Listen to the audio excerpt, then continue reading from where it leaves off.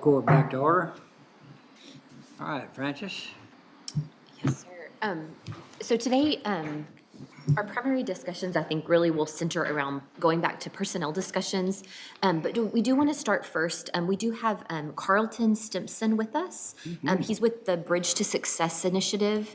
And so he wasn't able to join us on last Friday when we talked through a lot of these requests from these entities. And so he's going to present that information to you, and then we'll go directly into the personnel discussions. Okay. Go ahead.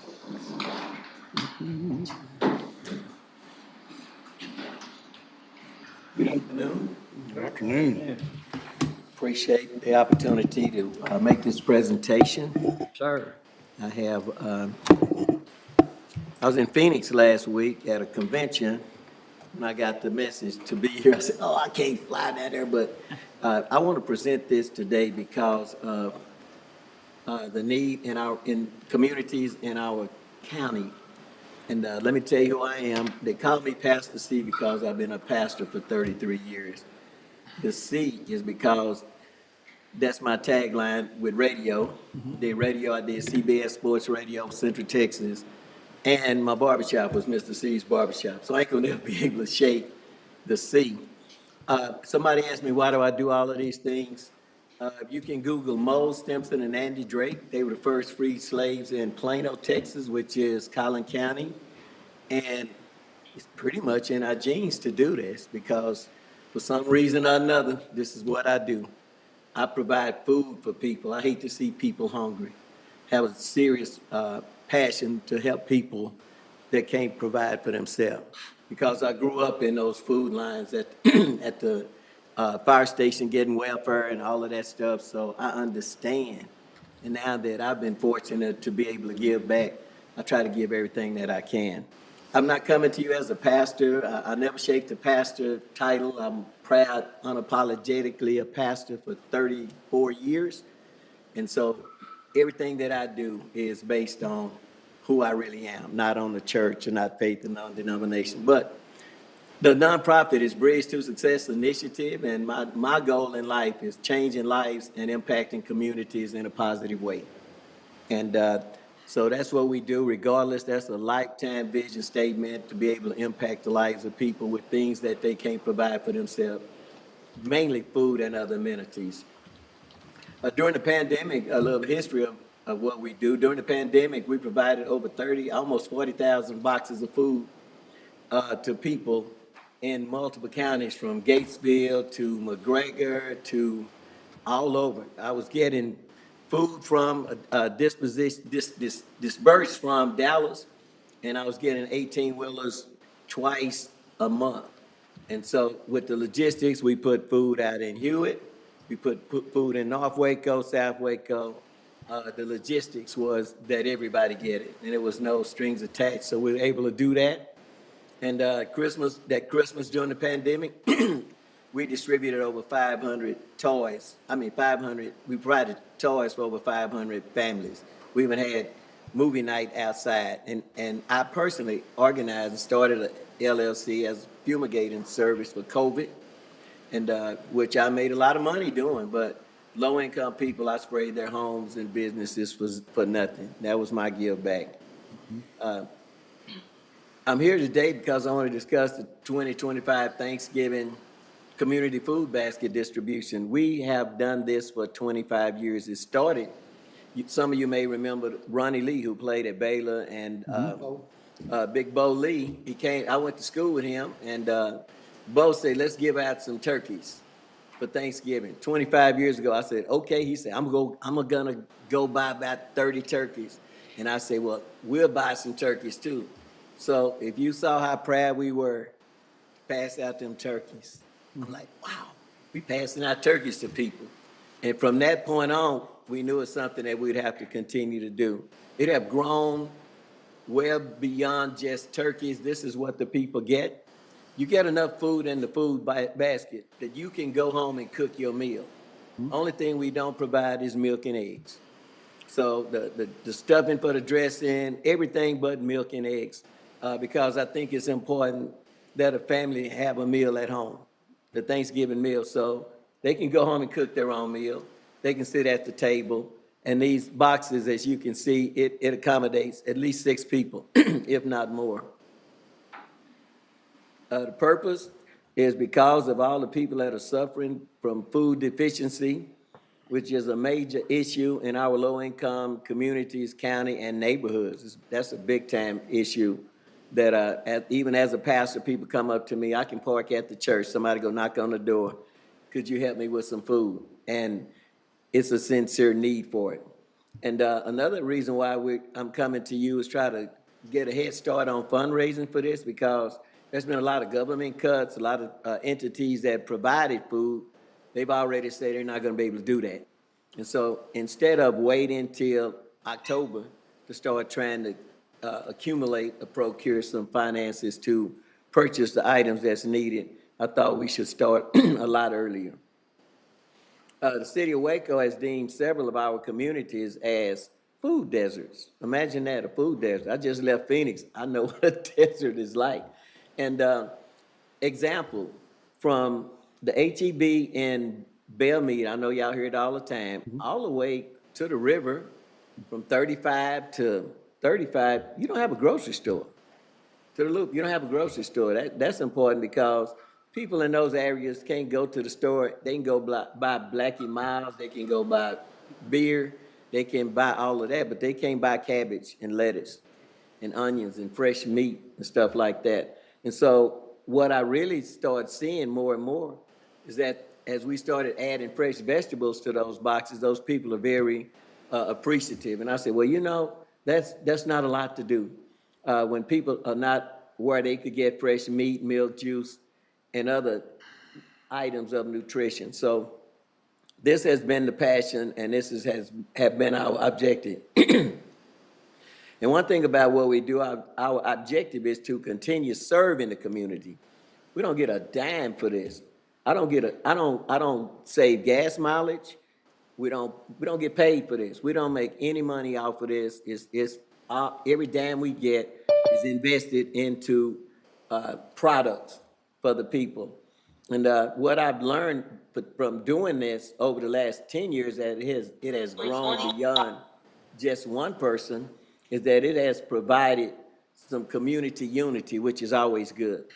And when you have different people from all over, you have people from Hewitt, you have people from China Springs, you have people from North Waco, the crew from Mart, you have people from all over come to the event because they want to give back. And it also provides a Thanksgiving food basket as a holiday meal that can be cooked in the recipient's own kitchen. Here's a picture of some, maybe 2 years ago. That's what it looks like when you, and that's probably half of the people were at that event that day, because we normally have 100 workers working with us. Here's during the pandemic, this is what we did. We did it outside. We did not break the chain. We kept providing during the pandemic.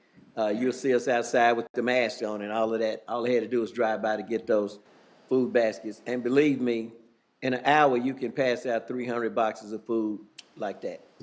It's not, it don't take that long to do it.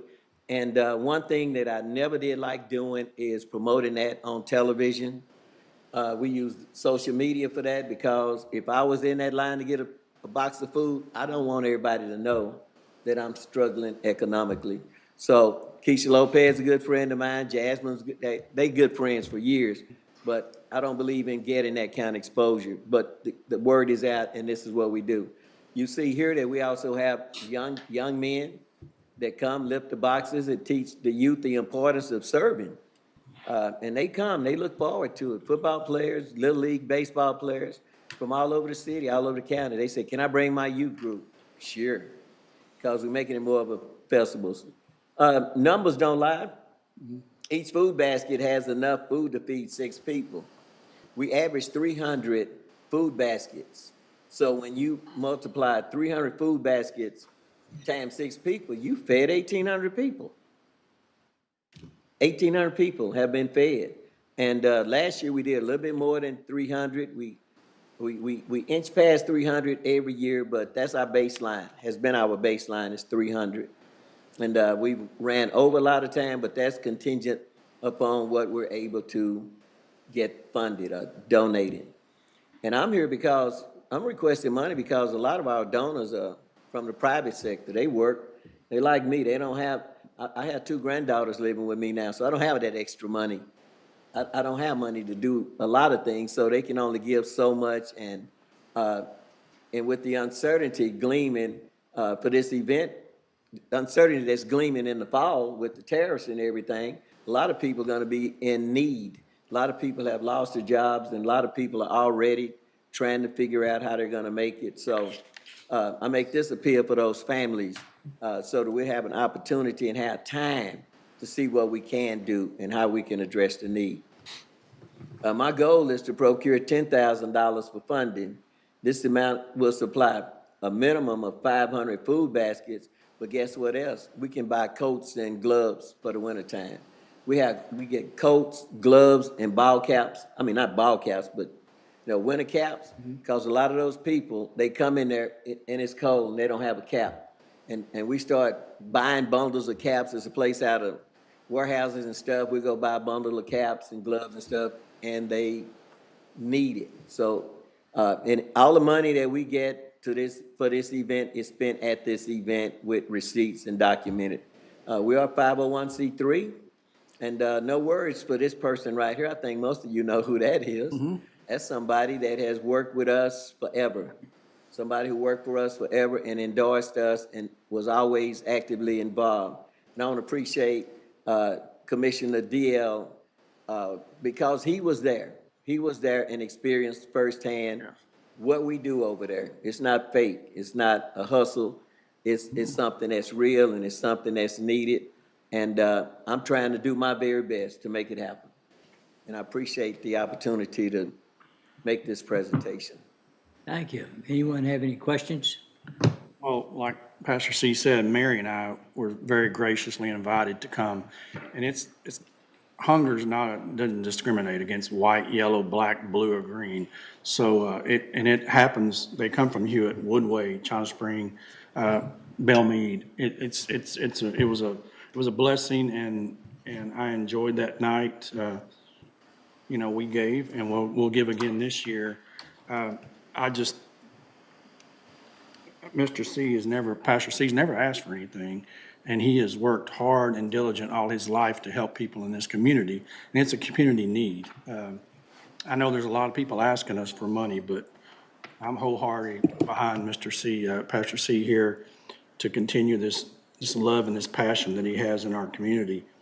And whatever I can do to help you, I'm going to continue to help you.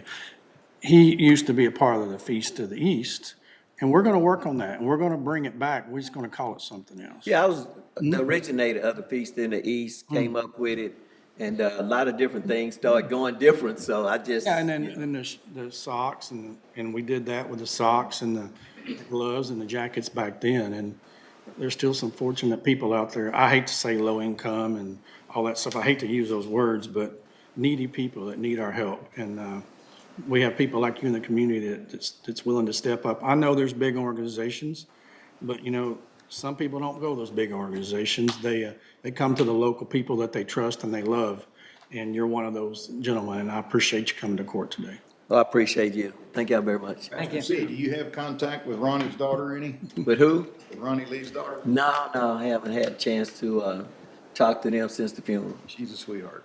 Oh, yeah. I like that girl a lot. Big old dude, ain't he? One comment I would have, I know we've talked about this before, and not just food distribution, but other organizations that we seem in the county to be fragmented. And I know that Prosper Waco is starting to try to bring those organizations together and give some sort of coherence or understanding so that people aren't stepping on each other's toes and not repetitious. So I would certainly hope this would be one area that Prosper would look at as far as bringing all the different unities together and trying to work as a group and help each other. We'll ask them.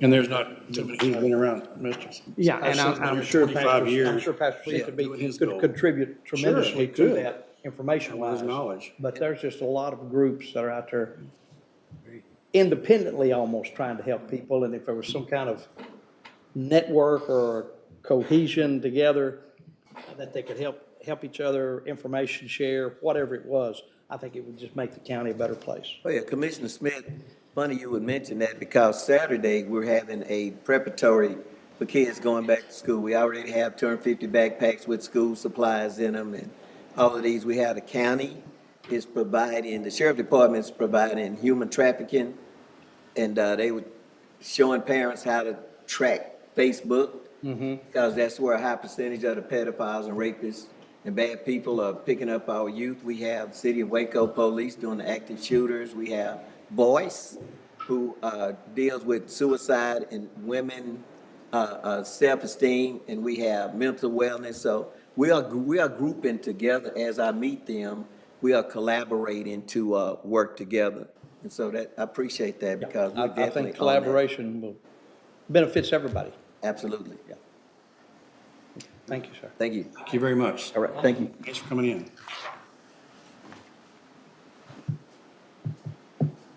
Okay, Francis?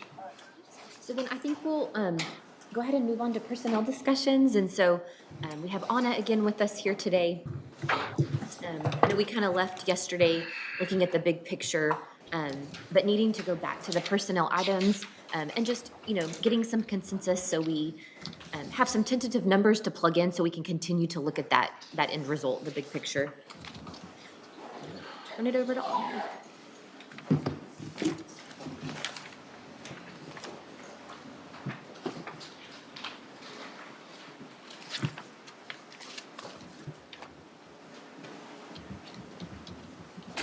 Good afternoon, everyone.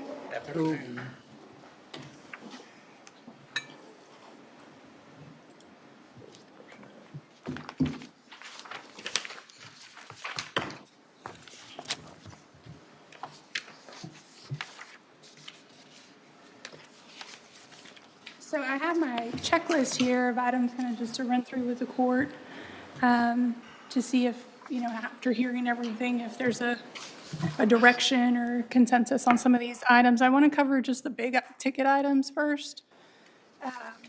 And I want to start with the cost of living adjustment. So we have the final estimate that we provide the court because new CPI data came out yesterday. So we did already have that new number, and it's went from 1.61 was our estimate in June, and now it's 1.76 is the new COLA estimate. And I think Francis has already plugged that in Yesterday she did. to that. Will that be the final one we get, or will there be? That will be the last Will be the last, update. okay. And that will be the last update. So we started in May at 1.74, in June went to 1.61, and now we're at that final number, 1.76. So that'll be the last time we provide an update or estimate for it. The next big ticket item is step pay.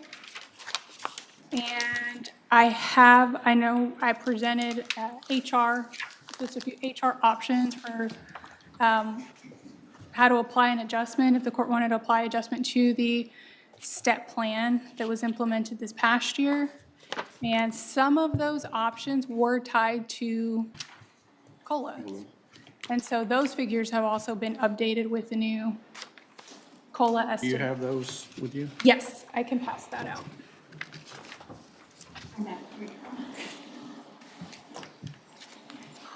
Thank you. Keep one.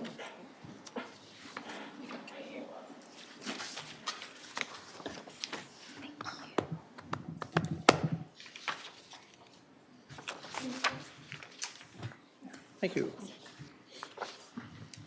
Thank you. Hey, Trajan.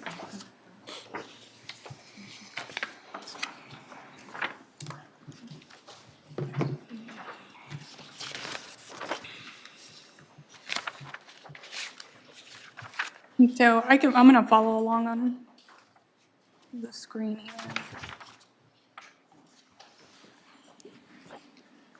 Oh, share.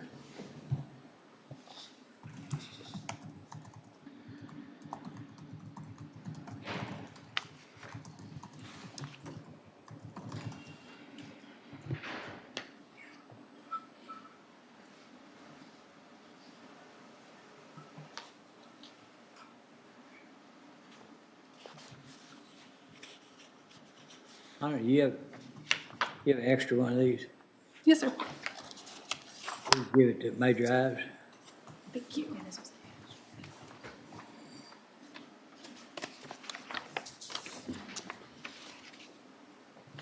So the first option that I provided the court for step adjustment was just based on an average of where our current steps fell against market.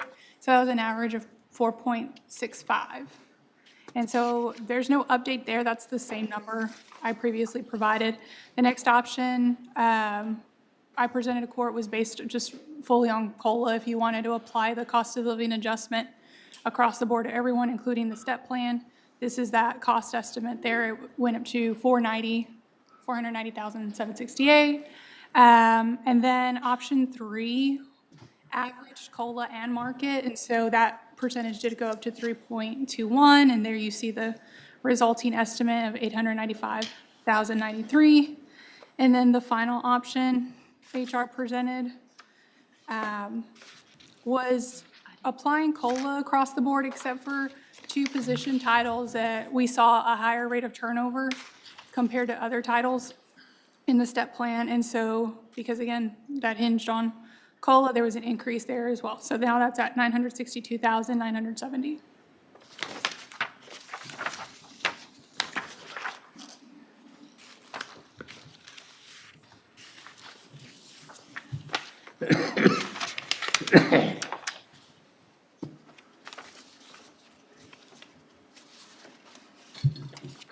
And then following COLA and STEP, the other big kind of ticket pay program is the incentive pay program.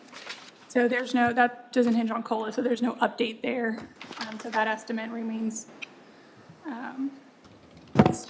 Francis, can you remind me what that COLA, the incentive pay estimate is?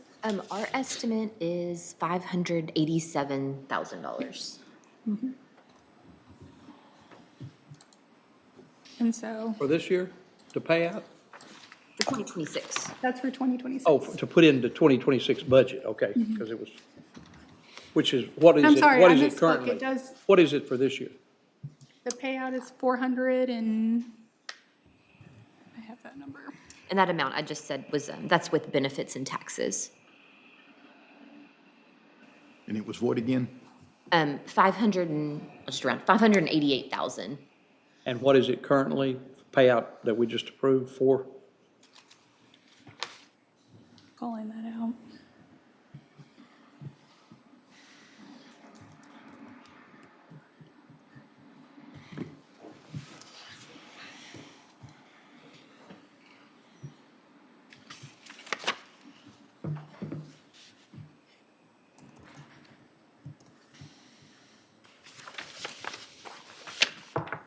Somewhere.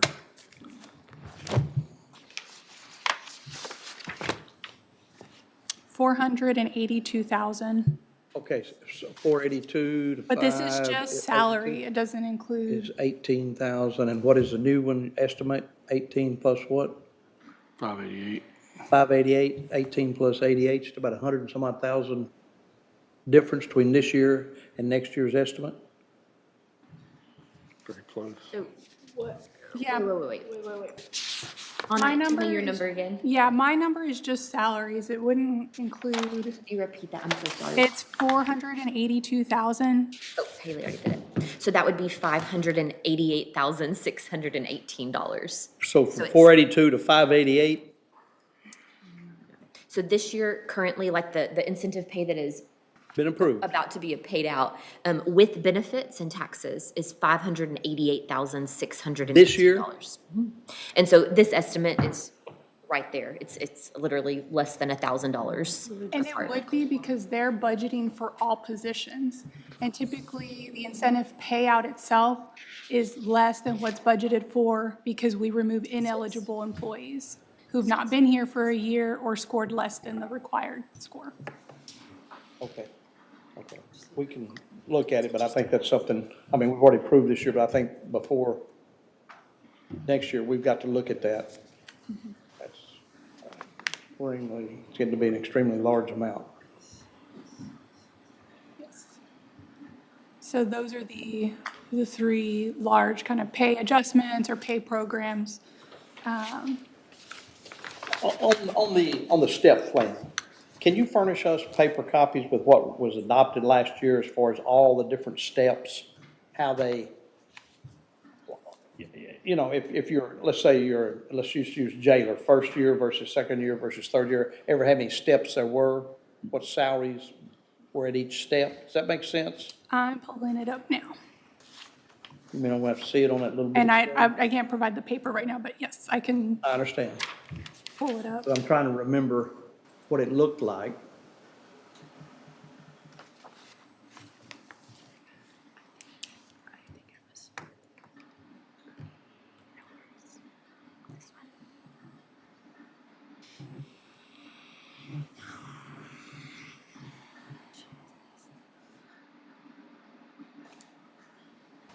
Oh, boy.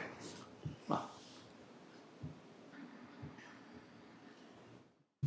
Okay, where's the jailer? Okay. So a jailer with hired on is 49,100. Is that what you're saying? Yes, sir. And then the next year it goes to 55. It would go this year, next year, or this year it was at 50. If he was hired last year under this, it goes to 55.48. Is that on anniversary date? Yes, that was one of the big kind of policy changes is rather than wait. It used to be just at the beginning of the fiscal year, everybody bumped up to the next step, and now it will be on anniversary date. The pay period following anniversary date, I believe is how the policy is framed. So they'll see it real time. And those numbers have about a what percent average increase between them? Did you have that information? It ranges from 3 to 4%. It's different across each rank. Was it different? Yeah, like not within each step of a rank, but across ranks, the percentage is slightly different of what the bump is. Okay. What was that number? Let's say just the jailer. I'm just looking at jailer right now. Between 52,040 and 53,575 and 53,575 and 55,155, are those consistent percentages or are they changing? Yes, they're consistent percentages. Each step is a consistent percentage within the same rank. Within the same rank? Okay, but the percentage change across from like jailer to jail corporal, jail sergeant and so forth, correct? Correct. Okay.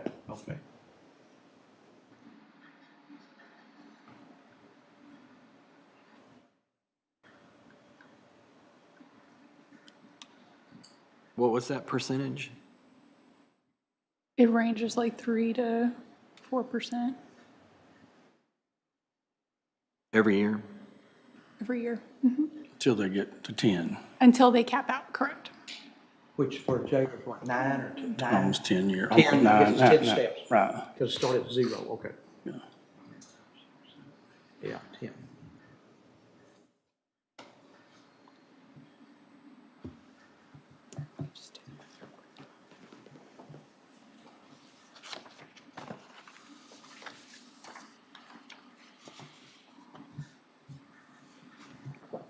And tell me again remind us of what the reason was as you moved up in rank, the number of steps reduced, Anna.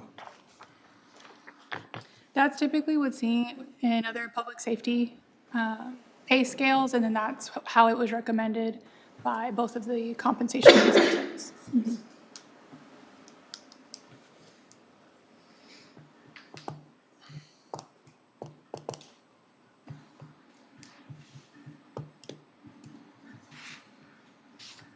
Yeah, so I'm sorry, it's a 2.9% increase for jailers. That's the step percentage.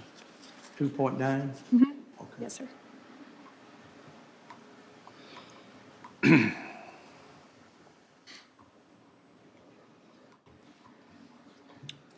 These are the deputies that work here at the courthouse, are they on the law enforcement pay schedule?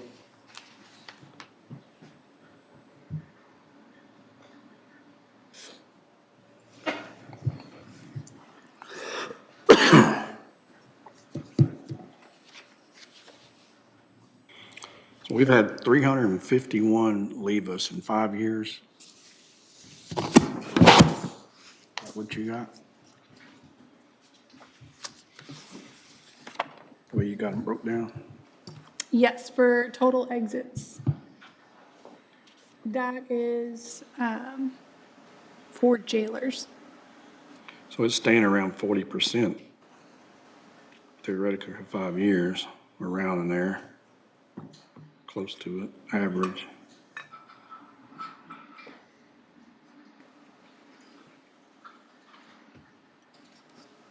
Out of those leaving, do we know what was terminated or anything like that? Or is there a big number on that, or?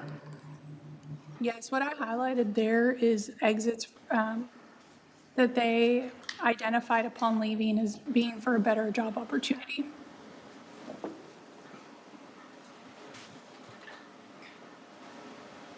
Say that again now. You did what? That's leaving for a better job. Yes, that's just I was just asking, do we have a termination number at the jail? Are we terminating a lot at the jail?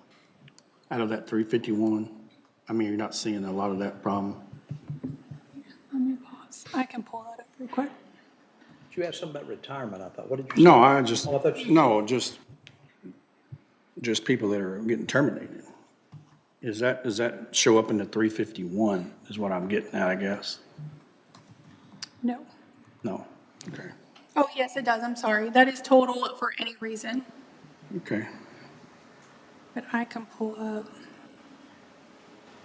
termination specifically.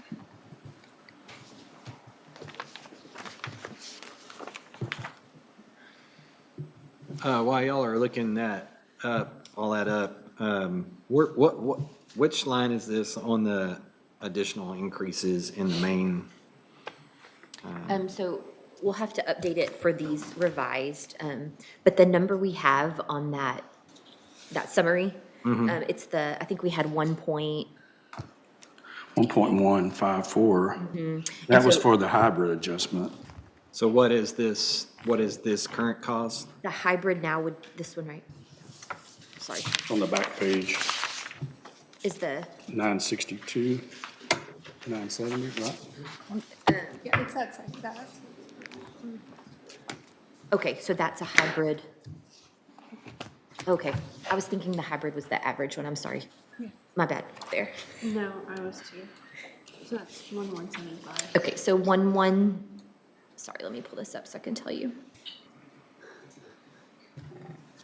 So we had 1154, it would be 1175, so just a slight increase there. Okay, and that's with all the benefits and everything. Correct. Because yours doesn't have the benefits in it, right? Correct. Those Okay, are yeah. just That's what's salaries. confusing sometimes, so. And what is the difference between that, the hybrid, and the step, just the step one? What's the difference between the two? In total dollars? Dollars. Yeah, well, without the, That is the increase from the existing plan. So that, if you wanted to make that adjustment to the plan, that's what the cost would be.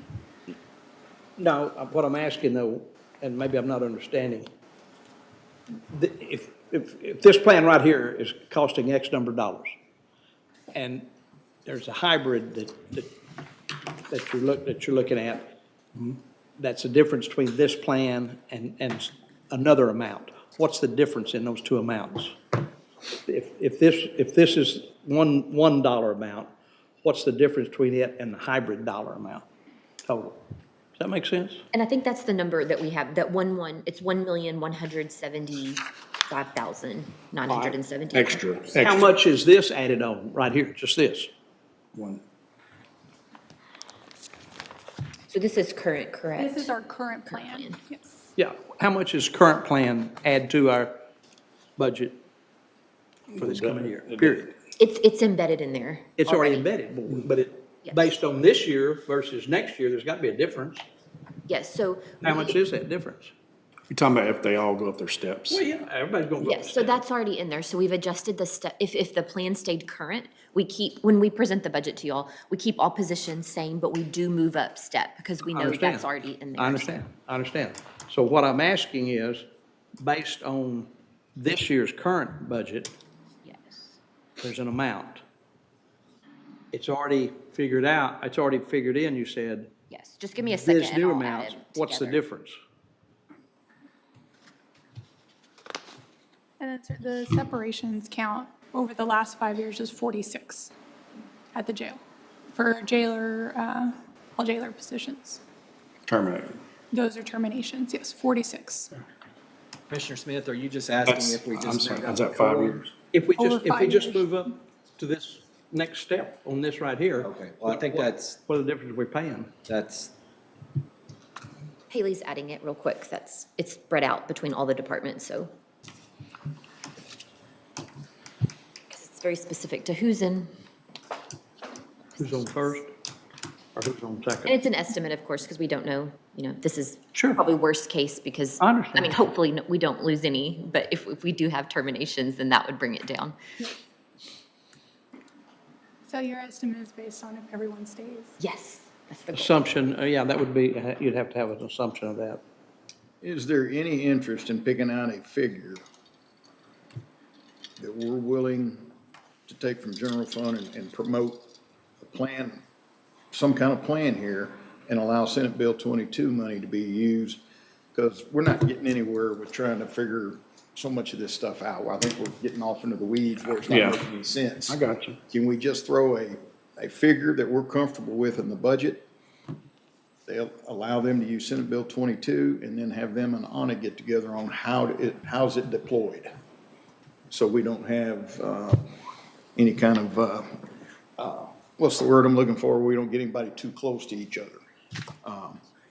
But I, Compression? yes, because I mean, we've got so many numbers in front of us right now that we're just running, we're almost like we're running down a rabbit hole trying to,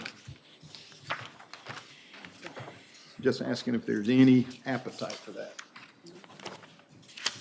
There's already, and correct me if I'm wrong, there's some of that 22 that's dedicated already. I was gonna say, is that already in here, Senate Bill 22, or?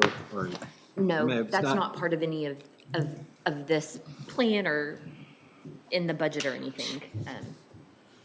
That's not included. So that would just be something, a funding mechanism, of course, to accommodate increases if you chose to. I wanted to come back to, of course, this plan here on the screen, if I'm saying this correct or incorrect, or correct me if I'm wrong, but so currently this is in your personnel policy. This is what's in place. And so that's a $578,000 increase from one year to the next, estimated, of course, Right there. if everyone stays as an active Stays there, employee. nobody quits. and- So the question has to be then, Commissioner, what can we afford past that? And we've got several options here.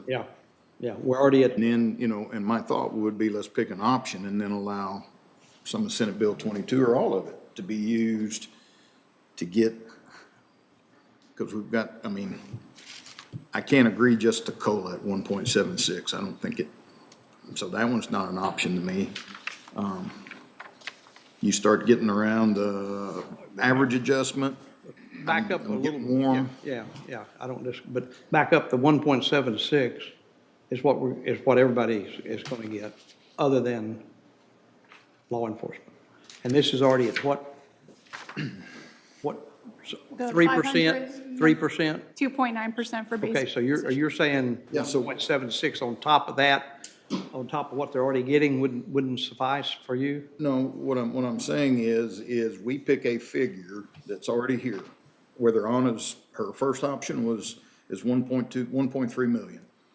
Her next option is 490,000, then 895,000. Let's find a figure that we're comfortable with from the general fund, not inclusive of Senate Bill 22 money, just what we're comfortable with out of the general fund, and then allow them to use Senate Bill 22 money, and then they work on getting closer. It might not get them exactly where they want to be this year, because there's debates either way on midpoint, and are we behind? Technically, the data that we use always runs a year behind. Am I right? But these numbers here, we have to add. Midpoint Yeah. is based off of last year's money, or last year's figures? Midpoint is based on what the peer counties and entities are getting paid right now. Like last year. before this budget's passed. Yes. Right. So any increases they would get would then put them, Ahead of us more, we'd still probably. be Behind. playing from behind a little bit. If no adjustment was made. Okay. You had asked the other day that STEP was discussed for some data related to kind of, because the sheriff's office has mentioned, being able to not just attract, but retain employees from going to other law enforcement agencies. And so we do have that information. That's something the court wants to consider when kind of trying to choose an amount. I did see that. I did see that, and that's very helpful. I Okay. guess the point that I would made earlier, and I would want to see how it fits in, is I just don't like us being pretty close to the bottom. Right. When you look at the agencies in the county. Because truly, that's our competition. We can, I think it's valuable to look at other counties, but when they're 300 and 400 miles from here, we're not gonna lose anybody to Lubbock County. We're not gonna lose anybody to Galveston. Smith County or, yeah. So, my big deal is, and I don't, really doesn't matter where anybody else stands, I just think we need to be more competitive, but we need to be able to afford it. We can't break the bank at the same time. So that's why I'm thinking, can we find a figure that the court's comfortable with that doesn't include Senate Bill 22 monies, that approaches us being more competitive in the county? Is there a percentage, Francis, that we can tag to her numbers to where we're gonna get to where the benefits are in that? Is that like a penny, what kind of percentage? Yes, so, of course, like it changes based on retirement on January 1st, but currently what we're using is 0.2212. Okay. And so that includes retirement, Social Security, and Medicare. 0.2212. 2212, yes, so So 22.12%. Anna's numbers, we just need to times that, times Anna's numbers, and that's, so it's gonna be bigger. And that's benefits. Is that what you're saying? Taxes, yes, sir. 22, Benefits and taxes. Okay. 12. Everything all right? Major Ives, was your number, did it have any taxes and benefits in it? We used to calculate that, Commissioner, but the auditor, we don't. Just kind of floats it, On the request, okay. yes, we just turn in the base number. And y'all were at 1.7-ish? Correct. 1.6.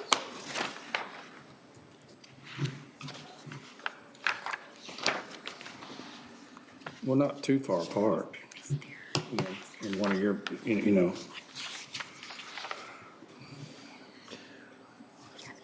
Yeah, so just working with the main summary here, if you put $1 million in that line,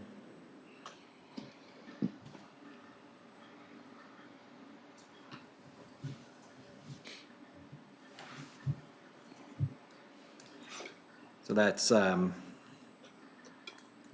makes the bottom line 47.662, which is 30.2 oh, excuse me, but, and then I've also added in a cent, 1 cent.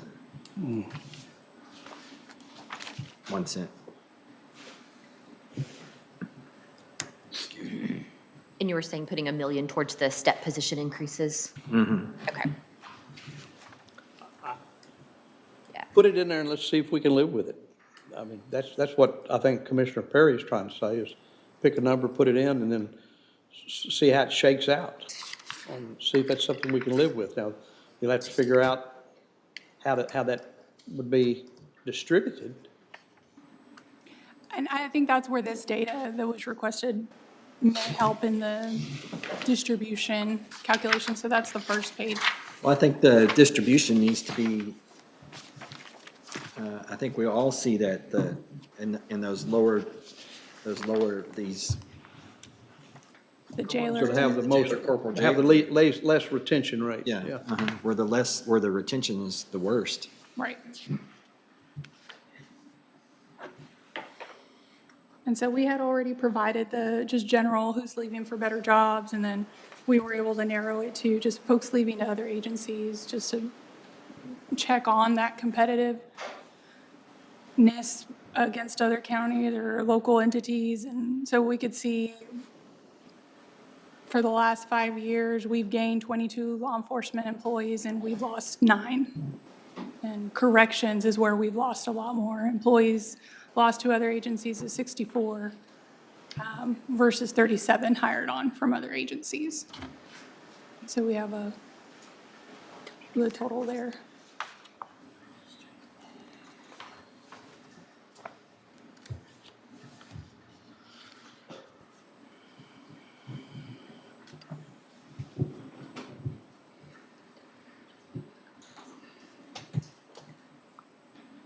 It's all going to come down to what we can afford or not afford, so. We should probably, would y'all want to be a part of this conversation? I think they should be. That's what I was thinking. Come on up. Gather around the campfire.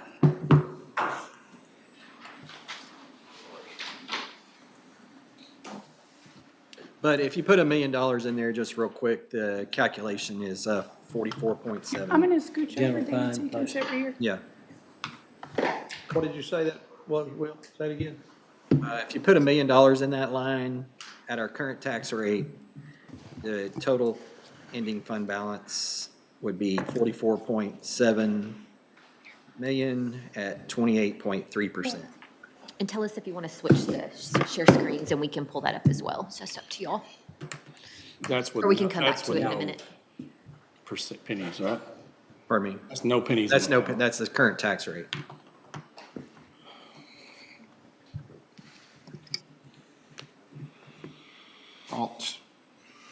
I mean, can y'all, what can y'all live with? Because, you know, I bleed blue, you know that, but what, you know, that you've heard, y'all been listening all week, and y'all know where we're at and the toughness that we're gonna have this time around.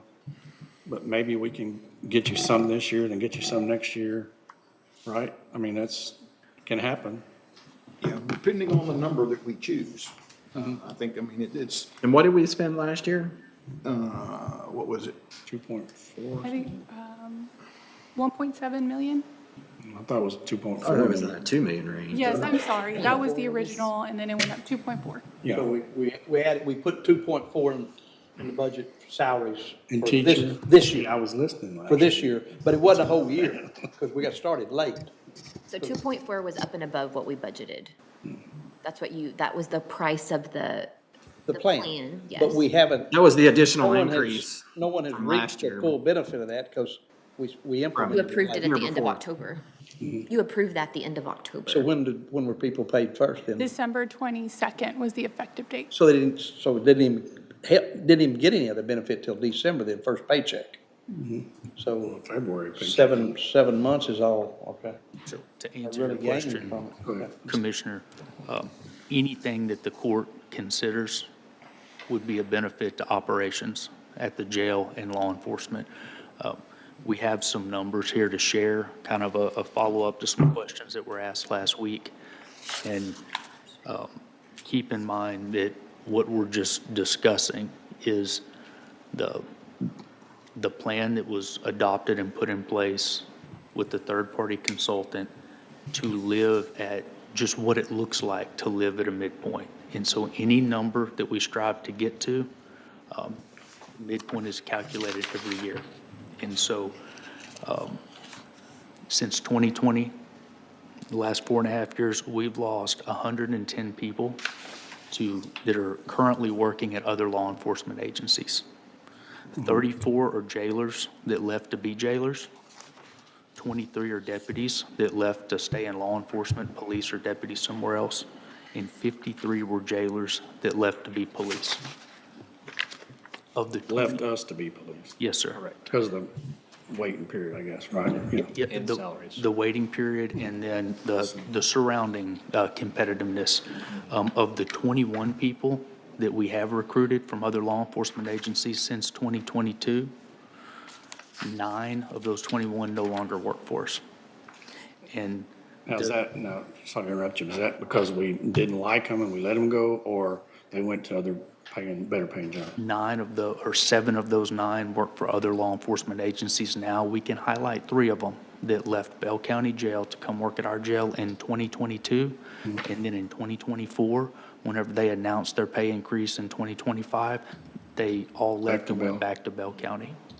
And so it was asked, who are we losing folks to, or who are we competing with locally? Who we actually compete with is Bosque County, Groesbeck, West, McGregor, and Lorena. And we're taking some nighttime calls from Lorena from staffing issues.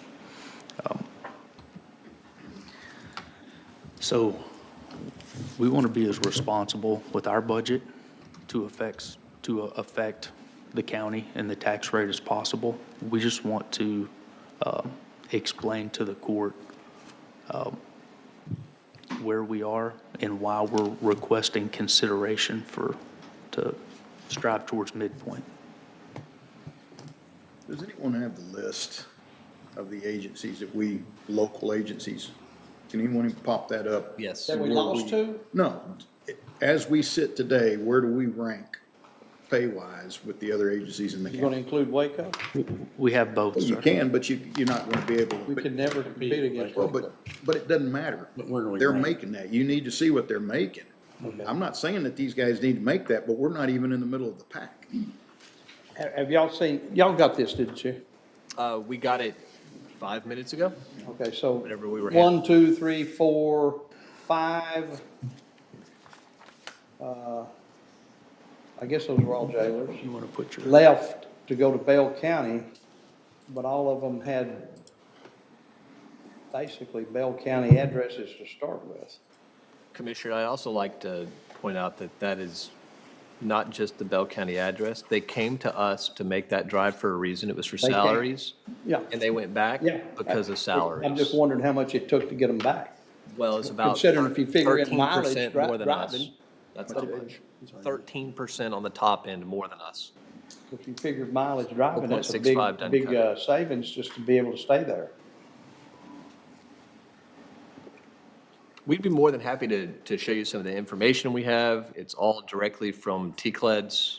We have full statewide access, so we can pull full statewide reports from TCLEDs. Every bit of data that we have is directly from TCLEDs. wanted to see the chart of where we Well, this- line up locally. You know, you got one Who's person. pulling up local? You got one person that drives from Gatesville to Bell County. That's a job, that's a drive. So, you know, with 13% pay rate, share? Yeah, I mean, you know, that's quite a bit of cash. do you have it? Yeah, that's how I do it. Okay. Yeah. Want to make sure I You have have to, to maximize your Zoom and I didn't then hit the wanna- green share. I didn't want to have to dongle my laptop, but I don't have to. But people have been having issues with it, so Sure. whichever's. And Commissioner Smith, just so you know, I did research, and every county, the biggest town always outpays the sheriff's department, and it's pretty close. Surprisingly, the difference is about $10,000 per person on that. So, Really? yeah, so you look at Galveston County, Galveston PD's the leader. You look at Lubbock County, Lubbock's the leader. So whatever the county seat is, seems to always have the bigger department and has the better Oh, yeah. package and benefits. Yeah. And it's just a standard deal from what I could tell. Oh, wow. And I will say that the Waco Police Department, generally speaking, Bell County, Hill County, Lacey, Lakeview, Falls County, Belle Meade, these are all agencies that we commonly lose folks to. And the most common demographic of jailer that we lose as well is people who are going to be law enforcement. Now, that's why the law enforcement salary is extremely important to us. The law enforcement salary is a retention tool for our agency. We're not asking to be top of the heap, and we never have. We would love that, but that's not something that we believe y'all are willing to entertain.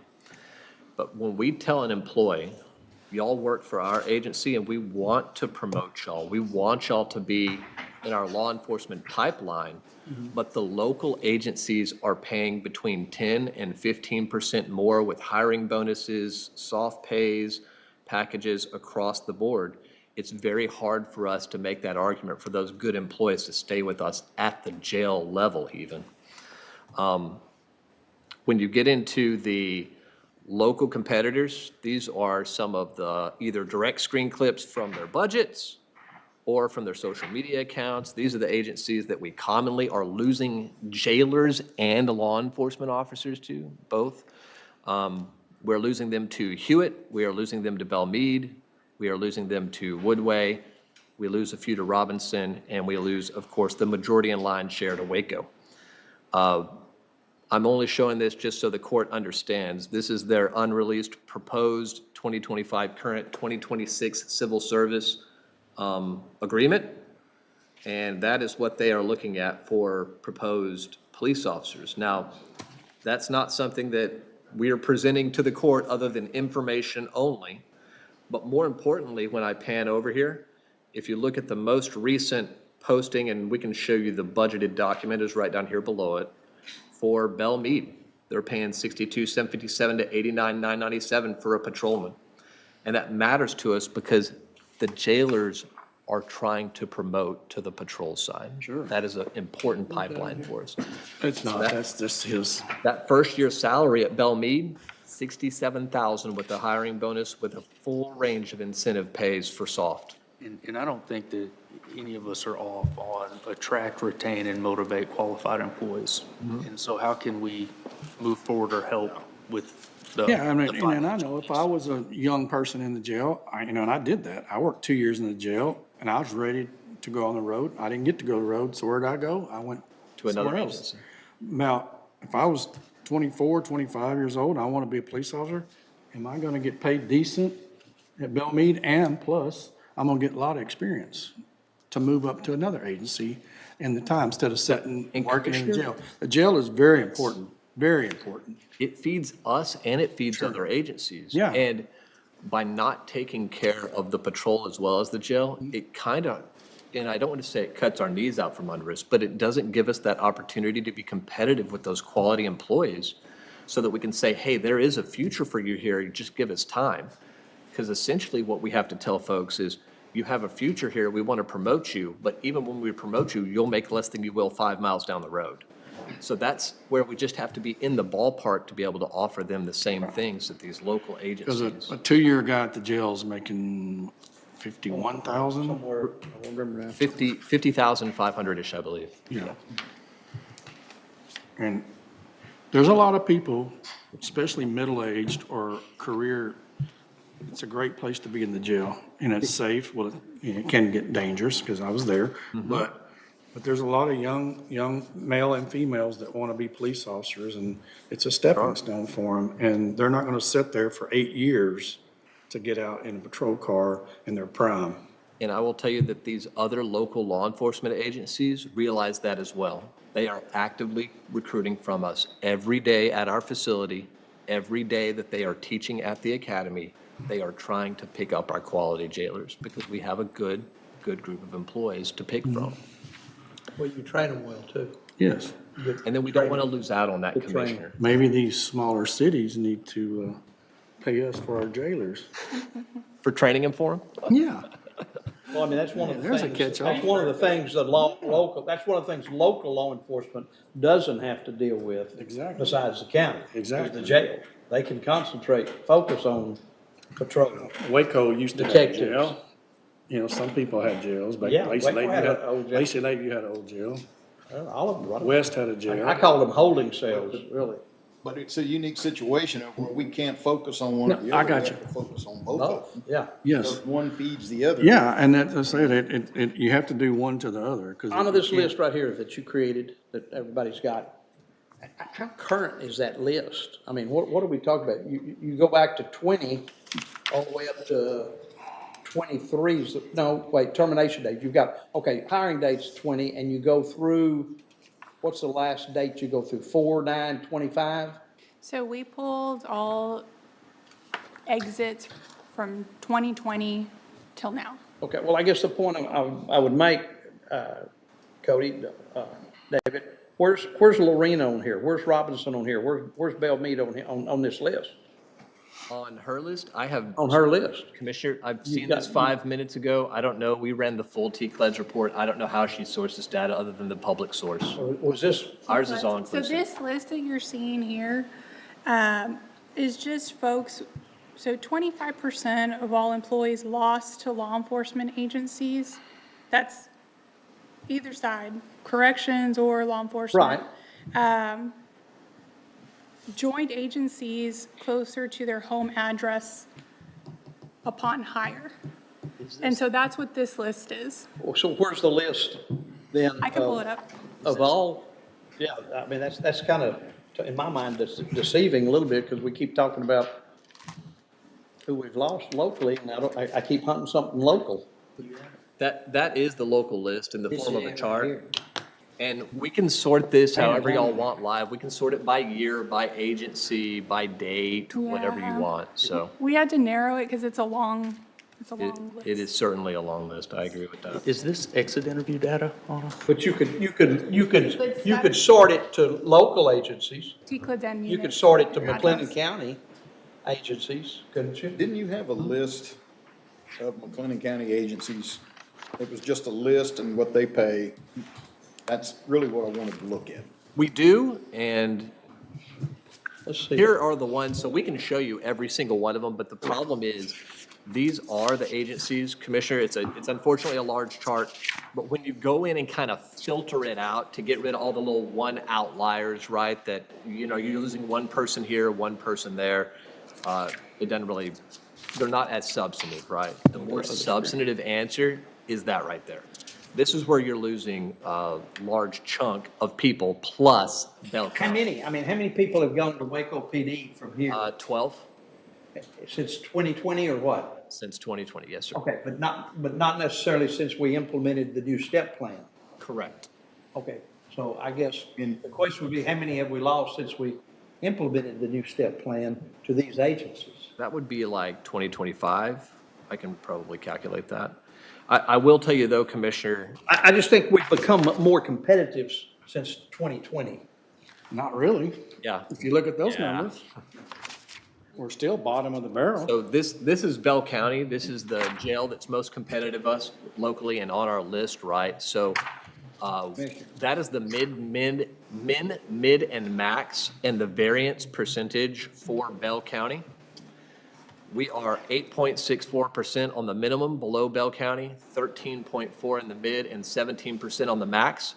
If we apply the HR plan of 4.65% to the jailer position, we will be 3.81%, 8%, and almost 12% down on our jailer position if Bell County applies a 0% raise in FY '26. Keep talking Bell County, David, I understand that. But you're asking for McLennan County. Well, I'm asking who are we legitimately gonna lose somebody to?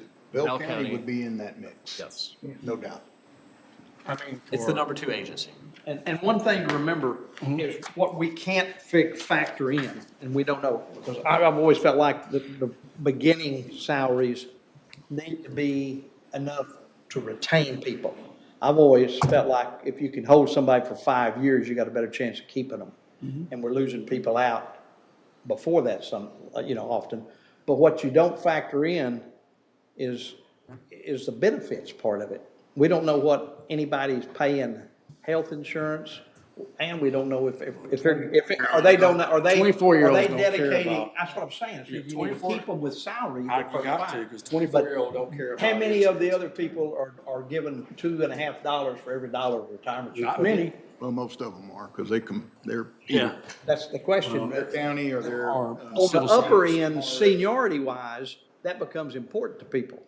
On the lower end, it doesn't, and you need to keep, that's how you gotta keep those people around long enough to keep them in law enforcement or keep them in your law enforcement. Bottom line, I think we're all agreeing, we're just saying it differently.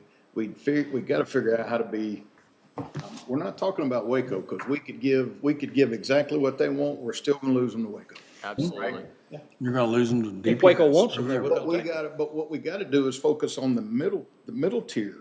That's what I want. How do we get up a notch or two in the middle to be competitive? Well, I think at this point, because we've beat it to death, is throw that mid in there and let's see what happens, how you wanna spread it out. Our entry-level positions are always going to be a priority for us. For deputy, that first grade promotional slot, jailer corporal. You're gonna increase, I don't know what that's gonna make the difference between steps. What is the million, if it's distributed equally, Now, it shouldn't make any Are difference. you talking about general fund $1 million, or are you talking about general fund and Senate Bill 22 combined? I How much are haven't we brought up getting from 22, you mentioned How 22. much were we getting from 22 totally, though? Do what now? 22, how much are they giving us? Or is it kind of going It's 500,000. It's 500, it's 200, 500. 500, yeah. the sheriff's office. For SO. Okay. But of that number, what did you dedicate to tenure? Coming For in. this, for FY '26, $0 are allocated. But when you pitched the plan last year to give those people who came in from some other agency and had years of experience, you said that you would use the Senate Bill 22 money to pay that difference. And we did, sir. We did. So It was already, it's built in. is it built into this new 2026, that money? In the budget, no. We don't have, I mean, are you talking about this new, if, whatever you decide, if you want to fund some of it with Senate Bill 22, you just have to let us know that, and we will only budget in general fund the other part of it, the remainder. I guess the not point I was making was, I was under the impression that when you pitched that last year, that was gonna be something that went past 1 year. Because that goes past 1 year, paying that difference for people coming in, experience-wise. They're never gonna lose that. So I was under the impression that was, and it wasn't a large, it was only like 100 and some odd thousand total out of 500. It wasn't real big, was it? Commissioner, can I walk this back with you to make sure I understand you? And You came to us after the step plan and said, we've got people that we're hiring in that are gonna end up being lower than some of our current officers or deputies, and because we're not giving them credit for being years service in another agency. So we need to put them at that place in the step plan and give them the difference in the money, and we were gonna use Senate Bill 22. I don't remember what the wording was. That was taken care of, that's fixed, and then Senate Bill 22 this year starts over. But their salary doesn't start over. I mean, that money is still, that step is still built in to where they're going this year. is the Yes. contention, and Commissioner, just, I'm trying to, Well, I'm trying to figure it out. not contentious at all with me, right? I'm just trying No, to I make sure that I understand, understand. because I'm trying to understand myself. No, I totally get it. There were a lot of changes. It was a complex process for sure. So you're saying that we committed funds to make a policy change to the implementation of the STEP plan, and we committed those funds in the future year, Portion of those funds. a portion of those funds in the future year. To keep that person at that step, or step up. The SB 22 money, Commissioner, is completely up to the courts. I understand that. But if the question is, do you want to continue? You don't want those people to slide backwards because they lose it. We want the Commissioners Court, or our recommendation is going to be to support the salary plan, salary increases, and salary survey 100%. Does anybody remember what that amount was? Well, but Commissioner, I'm thinking it wasn't last year. I'm thinking it was, because Captain Eubank was the one that kind of came up with that thought process and that idea, and he's been gone. I can't But we remember. just got the 22 So- money last year. But I think you might be getting it confused with That's a how we couple. used it, because I'm thinking that they came in, they say, hey, peer to peer, we need to, if it's 7-year officer and he's coming here, he needs to be. He needs to get that credit, right, right. And that was, if I'm recalling, that was over 2 years ago. We can go And back I'm and seeing a look. lot of blank faces. We can go back and look. I remember It was us adjusted, and committing, now it's budgeted for. but So it was it's- the it's SO's a new- recommendation that we commit a portion of SB 22 to making those deputies whole who came in with experience, and not putting them down at the bottom and starting over in McLennan County. I recall the Hang event, on I just a just second. don't remember when. Hang on. Chief, did you have something to say? I believe that the adjustment was made out of SB 22 money, but now it is budgeted for moving forward. And so And you may be right, we just put it in the general Because budget. it was an adjustment to the plan, like Correct. the intricacy of the plan. And then whether you have a $500,000 or a $10 million grant or whatever, then that, you could use to cover it. But yeah, that was the change, even though you used Senate Bill 22 funds. And tell me if I'm helping answer the question or not. But even though you use Senate Bill 22 funds, it was just an update to the plan specifics. And so, like you said, then, yes, that plan continues to roll. Those costs are in the budget already. And so now, if you make an additional adjustments to the plan, whatever those may be, you can use Senate Bill 22 to cover a portion of that. Oh, that Again, adjustment. Yeah, yes, regardless of yes. where you put it. Yes. Did y'all yes. have, We're with that, Commissioner. do you have a plan for the Senate Bill 22 money?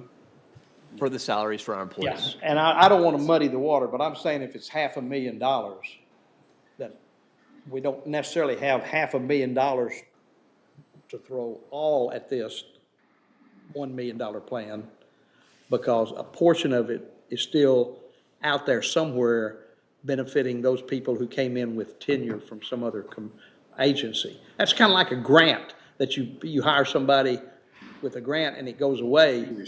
Where's that money, as long as the grant's coming in, you're paying them, but it goes away, what happens? Right. But it went No, that into it sticks. didn't go to any one person, it just went into the plan, right? It's just, It made up that difference for when those people came in.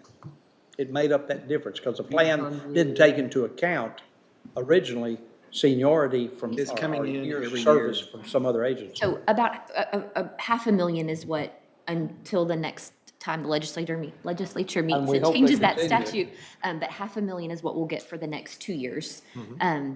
And so, this past year, we used about we will be using about 360,000 of it to cover personnel cost. The other piece was used to purchase, That's right, some vehicles, that's right. Yes. Yeah, that's right. I think at the end of the day, what you're saying is if they call tomorrow and said, we're cutting off Senate Bill 22, we're having to come out of the general fund in the following years. Yeah. That's the way all the, Long-term commitment, that's the whole challenge they've got, is they've got a commitment out there, advancement, and there's some wrenches thrown in it, so.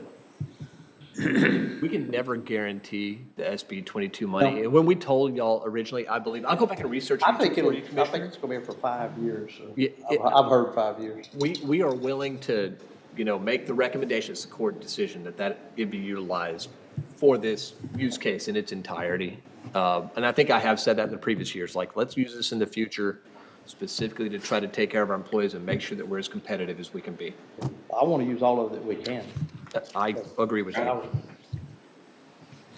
Absolutely. Are you in favor of the 4.65 that Anna's got here, plus the 500,000 with that? So Not And then really. she can plug it in? No? but That's still, you're at 1.7. It's want to be 1.5, I guess, then we'd go ahead. We add 1 million and then add 500 to it. Well, but if we did her 4.65 adjustment, it's 1.296. Yeah, 1.29. Yes. I'm just saying. Yes, That absolutely. puts you at 1.7-ish, Yeah. 1.6. we and- technically need less than that, probably. I'm sorry? If you use or commit SB 22, all of it. Exactly. I gave you an That's answer the to the court's wrong decision, plan. once again. Absolutely. Yeah. I think that that's a good funding option. Fundamentally, I don't think that any of us have. But how do you plug that in, David? Anna would have to help you. I'd have to get together where you plug that in. Certainly, we can go through the compression issue and look at all that, but we're very concerned with following the market. At the end of the day, it just makes the most sense to not pay gap people or. And I do like her hybrid because it works on the jailers and the corporal jailers, but I do like that too, but maybe on compression or whatever you need to do, if you could get that 1.296 plus the 500,000, you could work on the jailers and the corporal jailers to work something out for them. And we would ask, Commissioner, that you also consider the deputies, once again, because the main reason that jailers are leaving is to be the police. We need a pipeline. But you have a decent plan at 1.7 or 1.6-ish or whatever it is. Yes, we do. So, And ultimately, fundamentally, I think everybody kind of agrees and wants to get to the same goal. sure. We don't have a disagreement on trying to be at midpoint or trying to be competitive. All those things make sense to us. It just comes down to the argument is really just the argument of dollars and cents, right? So it comes down to how much money can the general fund sustain, and then we will put that to the absolute best use through coordinating with HR. We to make it appreciate work. that. here's the question I have too, knowing that it could go away, okay, it could. Sure. If we agree to do that, to go with with Anna's plan and then the Senate Bill 22 money, how can you help us out a little bit? Because we're taking on some risk, right? We don't know when they may cut those funds off. So what can you do in your budget to help mitigate a little bit of that risk. And I will tell you, other than contractual changes, if y'all look at our budget and our budget requests over the last few years, we have been able to cut the amount of vehicles that we've asked for because of asterisk. But the SB 22 infusion, we've also asked for very few things that are not just contractual increases. One of the few things we asked for this year was some syphilis testing, AIDS, HIV testing for inmates, and some better meals for our folks that are eating inmate meals. So just some employee upkeep, so to speak, and none of them are huge requests on the operations side. There's things we can certainly do, though, Commissioner, with Yeah, just let me, JOEI. let me cut to And day the chase rates. on this. We still have a little bit of a red tail over here because Road and Bridge is taking a hit to try and help the budget We're along. very sympathetic to that. And if you guys get the pay scale where you want it, this is public safety too. I mean, we've got roads that we've got to keep that are safe and all. And so what we're trying to find right now is how can we play ball in the same court, kind of get you guys what you need and get us what we need? And it's going to take everybody giving up something. So I just ask y'all to think about that. I'm not asking for Well, an would answer it be- today, but can it be for next year too, though? well, it's part of, it's Yeah. part of the game, okay? It's part of the process. Yeah, I got you. It easily could, but we can't commit a court to, No, I understand. so, but I'm just asking for, if we can meet your needs, how can you help us with ours? I can tell you, Commissioner, that some of the things you said in the previous court sessions about some outside entities and you giving up things for your constituents and your community for funding outside entities, it meant a lot to me to hear you stick up for your folks, right? And it meant something to me. I can tell you that, To We answer your haven't got to question, outside entities yet, so that'll be. I get it. whole nother- to answer your question, Commissioner. But we Let will, him finish, let him finish. yeah, we will do everything that we can. We're currently going through the JUI information right now for the federal per diem rate. There's a significant amount of money that we could get in that contract negotiation from the preliminary numbers, from doing the backwards math on how they do that. That could be significantly more money for doing zero additional work. And that just, we are still very pro-team county at the end of the day. And we want this for our employees because we need it to maintain success. We don't want to have to make cuts or make changes. We want the county to thrive, and we want it to thrive because our employees are doing well and we can get these better rates. Chief, So, in addition, with option one, HR recommended option one for consideration, plus SB 22 money, we would be able to, we would have more money than we need to reach the plan midpoint progression for next budget year. In addition to that, Commissioner, we are up to discuss any and all options to help the process here through the rest of the budget workshop and season on where we can prioritize salary for the employees, but also make sure that we're working together to, reach that goal. So any ideas? We pride ourselves in trying to come in absolute is responsible with as much information in planning this, but we're going to go back and look. So, That's good to hear, very good to hear. And that conversation that we had at lunch, you know where I feel about that. That might be some monies that you would have extra too, so. But if we get the men and women up where they need to be paid, they might not have to do that extra stuff as much, which is gonna save us all money in the long run. Big time money, I think, personally. We 100% agree with you, Yeah, Commissioner. okay. It makes good sense. My comment, I think y'all know, and I've tried to express myself, I have a real interest in trying to retain those people, especially at the lower level.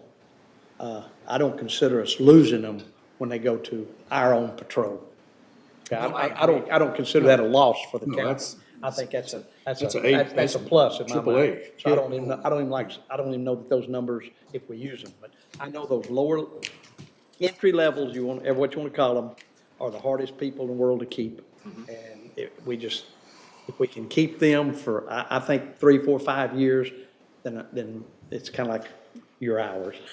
So, I mean, It really is, Commissioner, because those people are so, it makes me so happy to hear you say that, because those people are so important to us to give them that pipeline. We don't want a pipeline in Belmead or Woodway. We're not gonna keep them all. Some of them are gonna go to No, Waco. there's always gonna Those be- good ones that we can afford to keep and we can be competitive with, we wanna give them those options. 90% of our patrolmen are promoted from the Yes, jail. I've seen that The number. only reason it's not 100% is because we just can't afford to send enough people to the academy.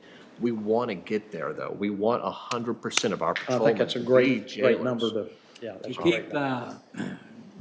to keep an employee, if you can get over that first 4 or 5 years, then they start noticing what I call the sticky benefits, which are healthcare, There you go. retirement plan, I agree. all the other things that come with it. they're Those gonna are- grow up. It don't, it doesn't stick till they get ready to notice that it does have a value to them.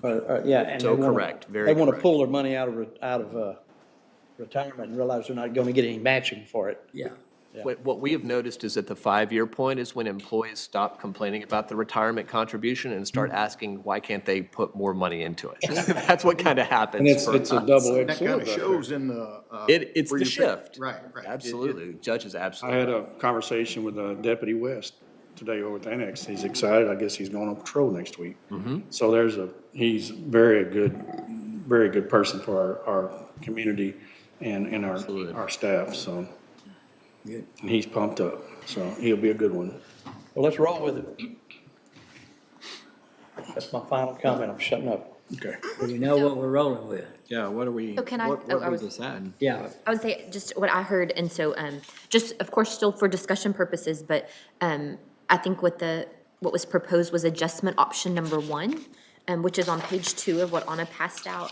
And so the total she has there estimated is the $1,296,630. Does that And so- include, No, so with benefits, that will be $1,583. Okay, I'm just gonna start over. I'm having trouble reading Okay. numbers right here now. $1,583,445.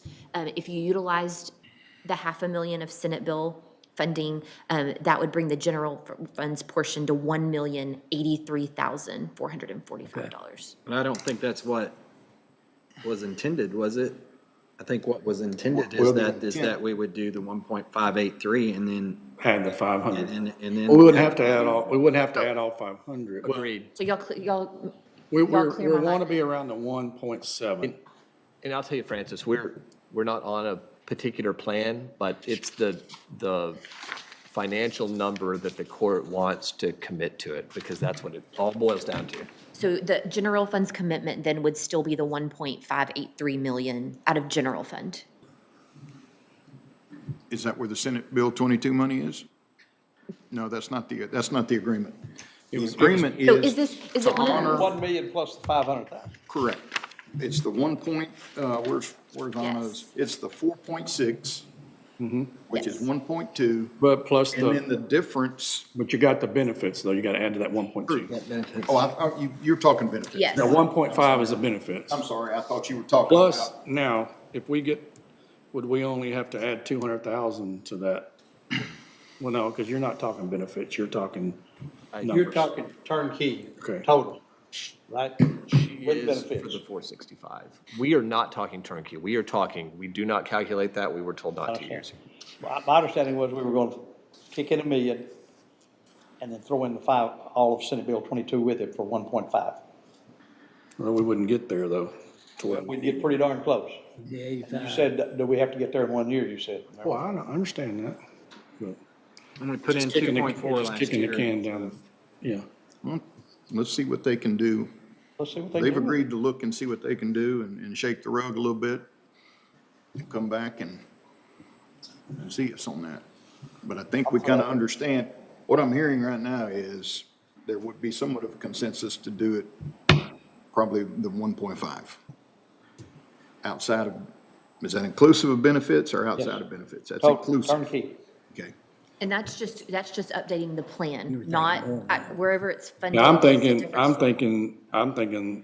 the 1.7 they want plus our benefits, which is, it's gonna be like around a 1.9, 1.8, 1.9, Okay. yeah.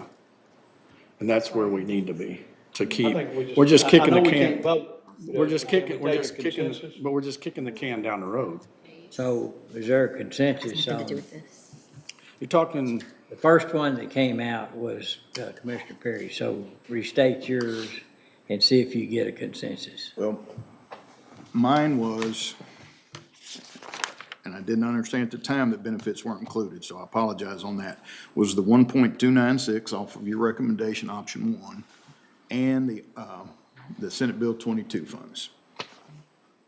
So that's 1,000,007, whatever, Million 8, basically. yeah. But I do understand that falls a little bit short. So is there? It's short. Is there a consensus that we could Short do but that? long for Commissioner Smith. Right. But I think we have a place to start working from now. We didn't have a clue what we were doing earlier. We were just jumping around, throwing all kind of stuff around. I still would like to see what you guys can go and figure out where and what you can do. And let us, I don't think anybody here today is ready to say this is Oh, it. no. We haven't seen But what's we gonna know cost. where we're kind of headed and see what kind of help we can get. We appreciate y'all's time, the consideration, the discussion. It's been very, very productive for us today. Thank you. Yeah. Good, thank y'all. All right, So Francis. the headache continues, right, guys? It's just not a migraine, Commissioner. Oh, you wait. Thank y'all. Not a migraine, Pretty much just just a the headache. amount of money. Thank y'all, in the gentlemen. All plan. right, y'all. Just for my Now, Captain's gonna be here tomorrow with vehicles. I'm sorry? Did you Sean think Dixon? Captain Nixon's gonna be here tomorrow with vehicles? Francis, He's gonna turn some in? you're asking her. You said Captain Nixon was coming on Thursday to discuss vehicles, I thought. Somebody Tomorrow. did. Oh, I Yes. didn't say that. In the morning, It's Francis. in the morning. Okay, Yes. I knew somebody said it. Tomorrow's Thursday, right? So if I Yes, it is. Okay. can sorry. get an I got confused understanding, for a second. so just base salaries alone, Hang on just a minute. hang We on, gotta we wait got too till much stuff everybody going on. Hang on. So are you finished? Tomorrow, right? What does Okay, that now. cost us? We don't know. I'm not sure. It's not reported. What's the We're waiting discussion? for everybody to quit talking. Okay, Anna. so what the court is wanting is just salaries alone, not benefits included, a total of 1.7 million. I didn't understand, I guess. Not either. I know the court wants us to take a number and kind of create, Oh, now I want to wait. Just hang on. you want me to, y'all want us to take the number back, create a plan, so basically creating a new option within this 1.7 million figure, just based on salaries? I think you've got to throw in benefits too. Okay, That's gonna jump to $2 million. Yeah, that's, so we do, okay, so the All 1.7 is including benefits? Okay, so we can work back from that Work backwards from and it. then create an option within that bound? We want it to be an all-inclusive cruise. Okay, With drinks too? Everything. The Premier package. okay, I think I understand now. I just wanted to be like, what number am I working with? Okay. But with Francis's help, we can work back from that number Okay. to create the plan option, and then we can bring that back. Okay, yeah, we see the numbers, then we work forward, work backwards after we see the numbers. Okey-doke. Okay, what else? Thank you. Thank you, guys. All right, Francis. Up, down, up, down, up, down. Anna, do you have some, you have more to report, right? Let me ask y'all this, do y'all want a break, or do y'all want to keep rolling?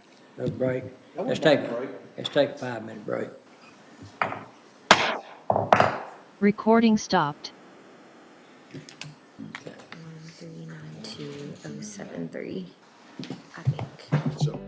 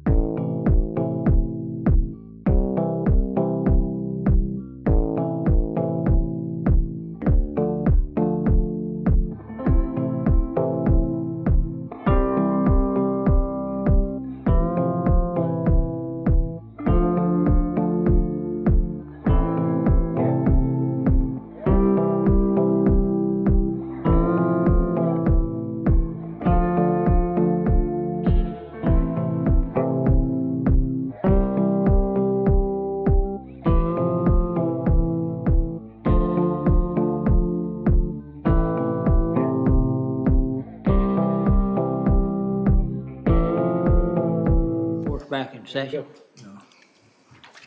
There you go. Thank you, sir. Okay. So we will continue with personnel, and so I know Anna has some other topics to touch on as well. She does? She does. Yes, I'm just plugging in my power cord. Make sure I don't lose it. I got it, some peppermint, thank you. Close enough to a hug. Which one? That looks kind of like a donut. Which one of these low carb? The white one. All right. Okay.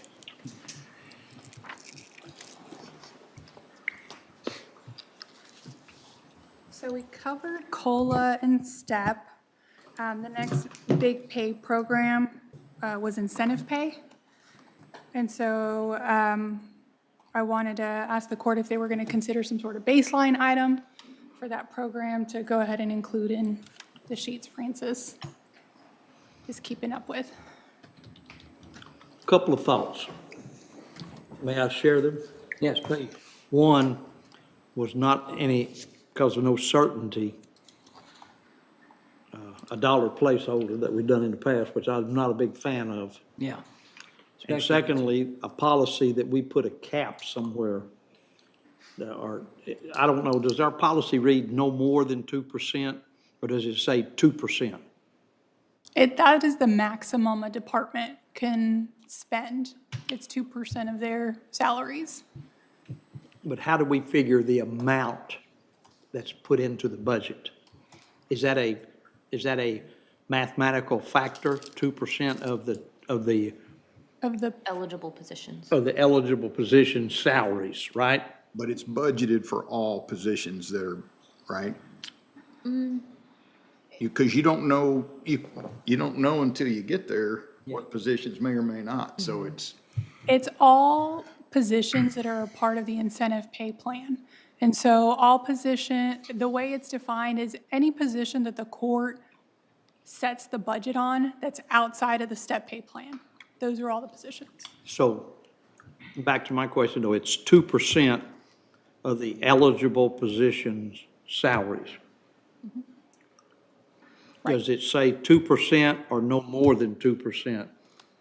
Or is it just 2%? Well, I mean, I think the policy just lends itself to what can be paid out to employees, but for budget purposes, that's just what you want to budget. I'm saying for budget purposes, is there something in our policy manual that says for budgeting purposes, we'll use 2% of whatever? Or does No. it say up to 2%? It doesn't say anything about budgeting for it. Doesn't say anything No, at all in that's our just- policies? kind of what it's been. It's up It's to y'all. 2% of all civilian positions minus elected officials, basically. And so if it's an empty spot, we still budget for it. Yeah. So that's included. The You only positions, get to spend 2% of your, Of your payroll But we've gone down benefits, right? to we've reduced the number of positions that we budget for over the years. We did away with all those extra jail positions. yeah, but those aren't inclusive. I know, but I'm just saying, Okay. we put a 3% factor. Do we need to consider, well, never have we want to do it. I'm just not sure that as the payroll continues, that we'll be able to keep paying more than 2% of all of it. That 2% number is the court's discretion. You can go lower or higher. Okay. That number or that figure can always change. The numbers that are set in policy are the maximum individual payouts based on a score. Yeah, and I've said this before. I never, up until I got here, never really worked in a position where there was incentive pay. You did your job, and that was the incentive to keep your job. I've never been in one that didn't have one. And I worry about the fact that it's like a lot of things, once you put it in, it's almost impossible to take it out. Because people begin to expect that that's part of whether it is or not, when they figure their salary plus I'm gonna get another 1,000 like I got last year, or 1,200 like I got last year, or 500 like I got last year. So at some point, You don't think that drives their motivation to be sure they do a good job? I'm not a big, be honest with you, I don't. I'm just being honest with you. I've seen it. I do on my end because of what Anna has taught me since I've been here, that if you get on paper or you get a PIP, you don't get it. Yeah. So you're gonna try to fly straight and follow the rules and reach the code of conduct and do the right thing. It's also helped us with completions of training. Yeah, that's the other thing. I understand that part. I And understand performance we've tied it to a lot of things. Yeah. The other side of that is, incentive to keep my job. I won't get any of those either. But there's a difference between getting by and doing your job and doing a really good job. And that always ends up in higher production. And I'm the theory of your theory. You don't work with the individuals that are doing bad, you work with the good individuals. That's right. That's the way Yeah, I don't feel waste your because, time on the yes. poor performers. Write them up, get rid of It them. sounds nice, Yeah. the other end of it, but it doesn't work. The biggest tried both problem is ways. people don't want to sometimes be enough of a manager and have enough gumption to do the right thing and evaluate people properly. I think if it's done properly, it has a valuable tool, but if it's not anymore, not worth anything. But maybe a better people to ask is some of these department heads and elected officials, what they think about it. You know, I know there's several examples where they proved that how it works so well, and Randy Riggs for sure, and he was the first one to really embrace it, in my opinion, of really doing it right, because he had a large group too, that helps. Yeah, large department. Yeah. Makes it a lot easier. And they have to produce so much and incentive to do it, but, you know, we can ask those questions. I mean, there's probably a lot of them listening, they give us their opinion. The dollar placeholder is deceiving. It is. When we're gonna, I agree with you there, that probably ought to have a number in there, and it may be a max number that we don't use all of it. And so to remind you, last year we did budget for it within the general fund. We put it in. You know, we had used the vacancy factor, and so that was. It was in the budget last Yes, year. so using that vacancy factor, what we'd been doing is funding incentive pay if you chose to do so by moving from unspent personnel. And so not knowing how that would play out, you know, we move forward with actually budgeting it. So, and I agree, I think that's best if if it's something you want to move forward with, that you should place that in the budget. And being the new guy, God forbid something bad happened, we couldn't move that line out Yeah, before we spend it, right? yeah. Yeah, okay, so it's not like it's going away. I'm for that. I don't have a problem with that. That's fine. I you know, express my opinion and I'm with you guys. Thank you. Wrap her up.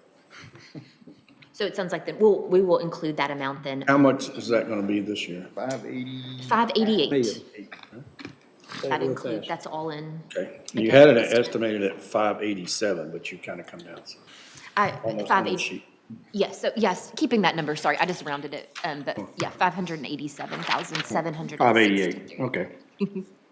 All right, So so that's going back in. I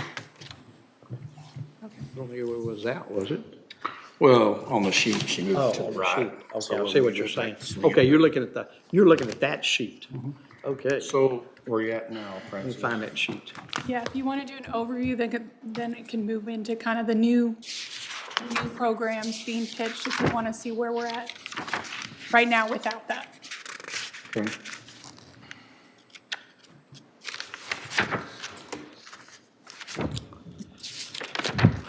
Where'd that sheet go? I'm gonna put it, oh, I know where I put it.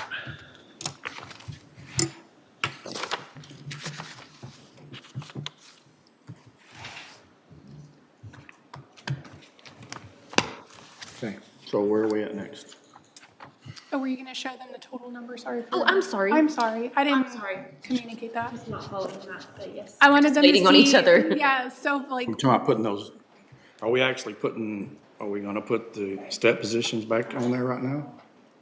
Yes, we plugged in a number and we'll show you. Okay. I apologize.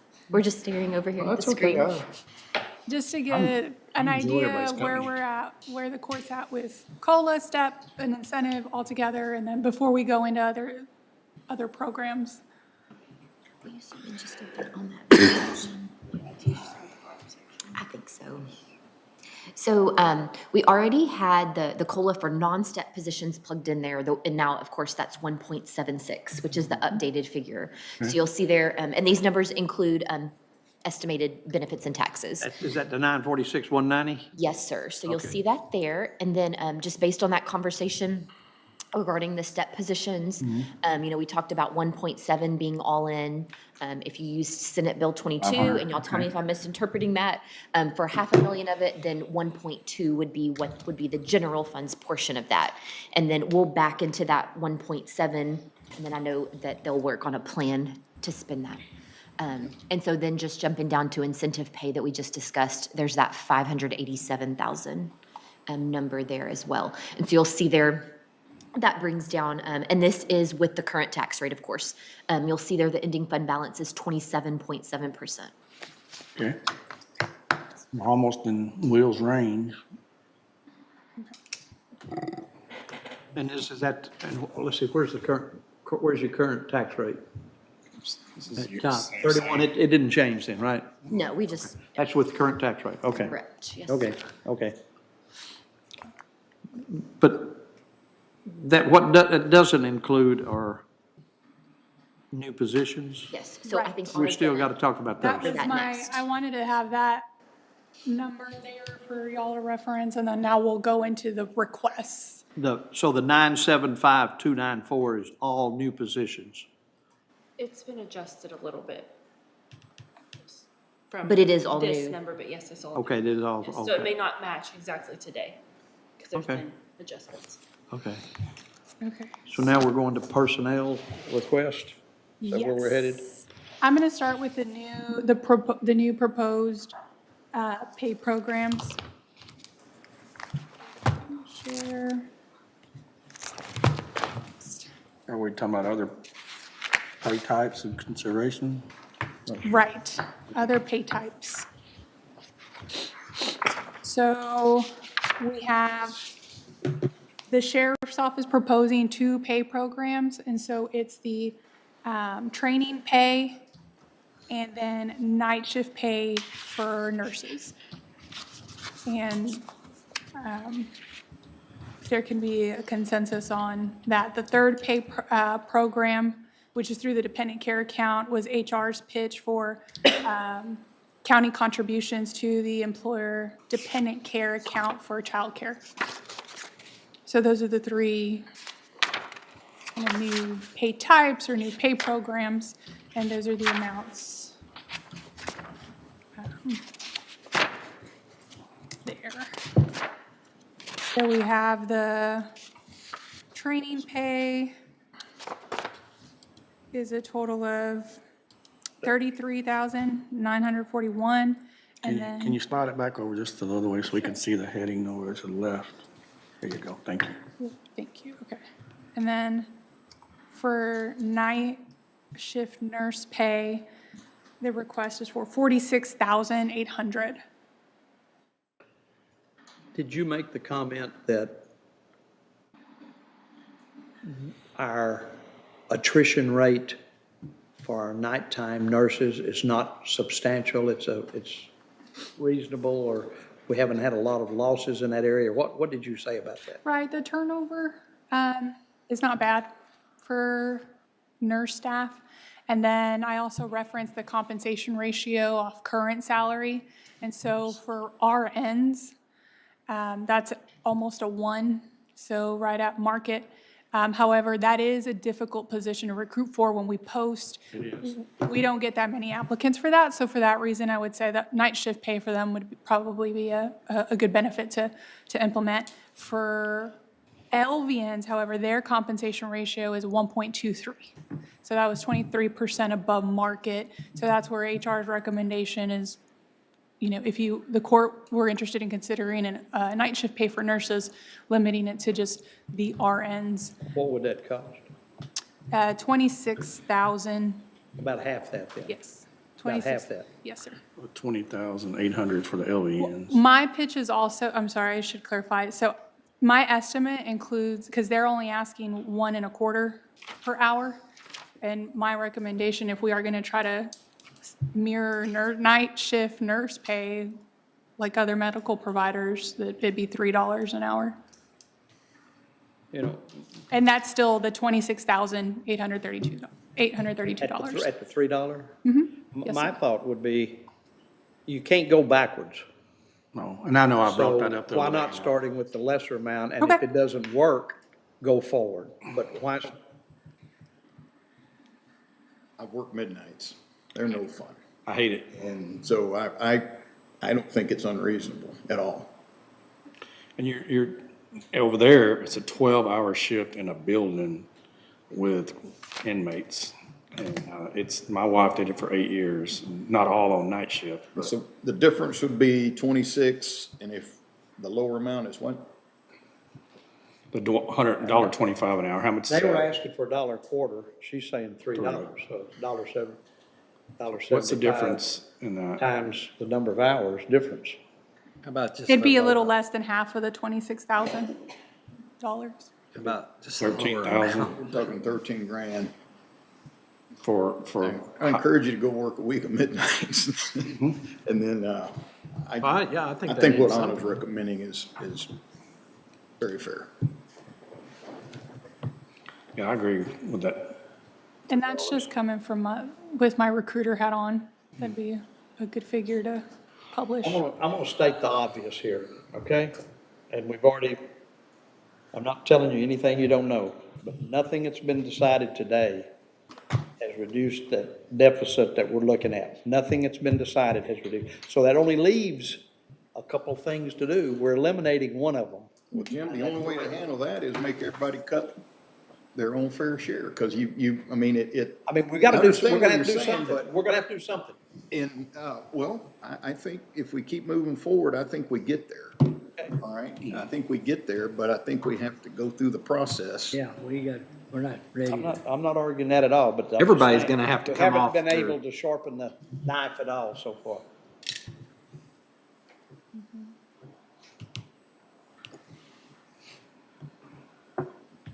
Okay, That doesn't take, we still haven't, we have to talk about training pay. So I think that we were good with just plugging in the HR figure for nurse pay. 46,800 for the two. The $3 comes to 46,000? Are you all wanting it for both RNs and LVNs or just No, RNs? just the RN. RNs. So that 26,832. It'd be different. I know it working night's horrible. It's this but one I have They're already at highlighted. 1.23. They're Oh, I'm getting sorry, I paid see. well over the market. So that's incentive to come to work there. And if you do get bumped from nights to days as an LVN, it's just cherry on the pie, you know? But if we're having trouble with the RNs at night, that's a good thing. How many of you lost? RNs in the last 2 years, I think it's been one or One? two. I believe so. But you can't, but when But when we do have a vacancy, it takes a long time to fill. because That's, nobody wants to I'm not work coming at nights. it from turnover, it's in recruiting replacements, it's difficult. So yes, then training pay would be another training. This is peer-to-peer training for jailer positions and deputy positions, and it's completing that required kind of TCOL packet before jail school that they're helping their peer with. I would rather not weigh in on that until we know what we're gonna do with the step plan. And can we talk about my part-time, if you don't mind? Talk? Yes. Can we do a range on that? Can you still keep it, can you do a $20 to $25? Yes, the increase to 25 is just, that's you're wanting that to be your maximum Right. pay. You can always go lower. than Because that. my deal is, and I don't know how y'all feel about it, but I've got a gentleman out there that's got 31 years in, that's working 3 days a week. And he probably would leave me, but I need him very much so, and I know it's $8,000 a year, but he'll stay for $5. He'll probably stay 3 more years. That's a lot for 3 years, to ask for, to him to stay around. And the hourly pay being requested, the $25 an hour, is actually in line with the equipment operator full-time salary, but this individual specifically is But there's no benefit. referencing There's no actually, benefits. Yeah. actually has senior equipment operator type functions for the precinct. So for the 3 part-time requests listed here, HR would recommend the district attorney part-time adjustments. It didn't have a budget associated with it. They just want to increase their clerks from 15 to 16 dollars per hour. So increase their maximum rate. Each of y'all have a part-time? No. Do you have one? No. Ben, do you have a part-time? I don't know if we have anybody in it right now, but we do have part-time. Well, he's more of a trainer to me, too. He's training these young guys that we just hired, and he's doing an excellent job.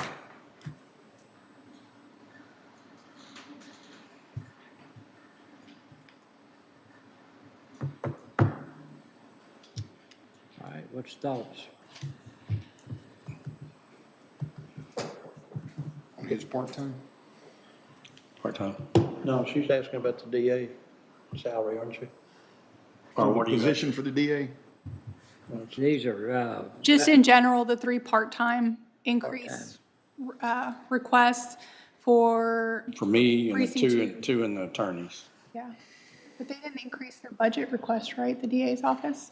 So they just have that in there.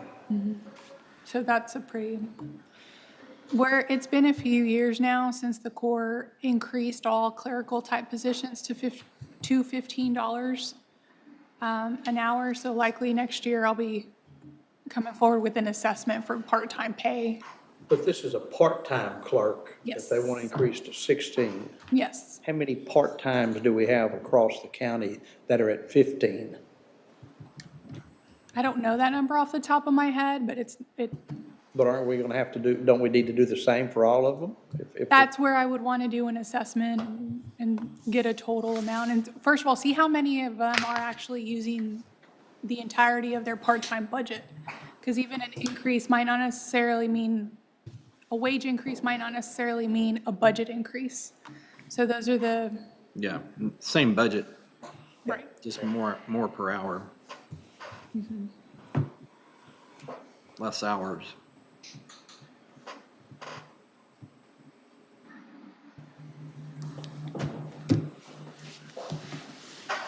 Here, the only thing that you'll notice is anytime I see a couple of part-time positions pop up in a certain budget, it's almost always, you can count on within 2 to 3 years, they want to trade those in for a full-time.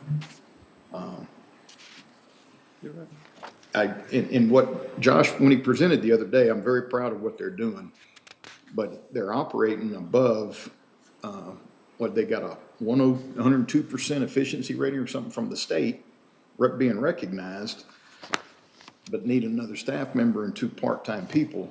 And so I'm having a hard time following the logic on that, especially with a crime rate that's dropping and they're pushing cases through at a very efficient rate. I just don't know that I can get on that board. no good turn goes unpunished. And too dadgum good a job. But that's just my thoughts on those 2 part-time and that 1 position. How long has he had those part-times, you think? Forever or for a long time? I don't know how long. Well, he's been here for a little bit, but It's Probably not been some years, surprising. I would imagine. How long has part-time been at 15? It's probably been at least 3 years. That's where I feel like we should come with an assessment of all part-time wages and see what that would mean budget-wise, if we were to increase it, and see how many of the departments are using their full budget currently. But In regard to the DAs, I mean, it wouldn't surprise me if it grew. that it would turn into that because, you know, our county's growing, which means we're gonna have, unfortunately, more Right. justice involved people and, but, I mean, I understand what you're saying, but, to go full-time on somebody that you've been training or working with part-time is a good groundwork for doing that, but it's still up to us whether we allow it or not, so. It's just hard for me when we're sitting over in desperate need of people pulling back, but yet to agree to give these other people part-time and full-time. So that's my struggle in this. And just so it's clear too, you know, they have had these part-time positions for a while, so it is just increasing the rate, just in case there But was they're any using it out of their confusion there. budget that they had before. This isn't two new requests, these are just increased No, they're pay. the This existing. increased pay. Yeah, Okay. increasing the wage from 15 to 16 for the existing positions. I'm good with that. Okay. Got caught doing my own fuzzy math over here and got lost track of the conversation. Okay, and then are we okay with the precinct 2 increase? That is a budget increase of 8,000. And you don't have a part-time? He does, He's and there, it's but used. he's very, I mean, I've got 3 new people that he's training, and he is a very, it's Bud Pavelka, he's been there forever, and he's retired now, but he's still working for us. How much you make an hour? 20. 20 right now, and the request is to increase it to 25. He's I a know. blade man. He does everything. He's a chip sealer man. He's training chip sealers today, which we don't have anybody else that can run the chip sealer, to be honest with you. So if he leaves me tomorrow, I'm gonna be up creek. And then that $25 per hour, again, is comparable to what a full-time equipment operator Yeah. would make. All right, what's pleasure? I'm okay. I mean, Okay, that's consensus. And Update these as well, like highlight on them, yeah, change the numbers. I can do it. can you do it? Yeah. Yeah, thank you. I still want I just forgot my mouse today, and I really struggle with the laptop mouse. So the last, I think we've touched on everything except the dependent care contribution that HR pitched out as a new benefit program. So again, that's childcare for, I'll take it. Is it a USB? Oh, I don't have another port. That's okay. No, it's okay though. Thank you. Thank you. Somebody's always listening. Yeah, thanks, Dale. So a contribution from the county into the dependent care account, which is an existing benefit that the employee has. It provides a kind of a tax benefit if they put in their own money into this card. And so our pitch was just the county also contribute to the card to assist with childcare and narrow it to employees who have children under age 6. And the reasoning behind that is just feedback we're getting from employees, the actual cost of childcare that averages about $10,000 per year, and the fact that COLA weighs childcare less than a lot of what I would think are not as important consumer items. But you didn't find any way we can subsidize that through other means without taking it out of general fund? No, sir. Just because it's not a health-related. I don't want to be the bad guy, but I'm going to be the bad guy. That's a big number. you're not the right bad there. guy. I don't That's a agree big with it. number. We already give very rich benefit. Okay, I got a consensus not to do it. Okay, then we can go to line by line requests. We'll work off what we've done. And we even took care of this.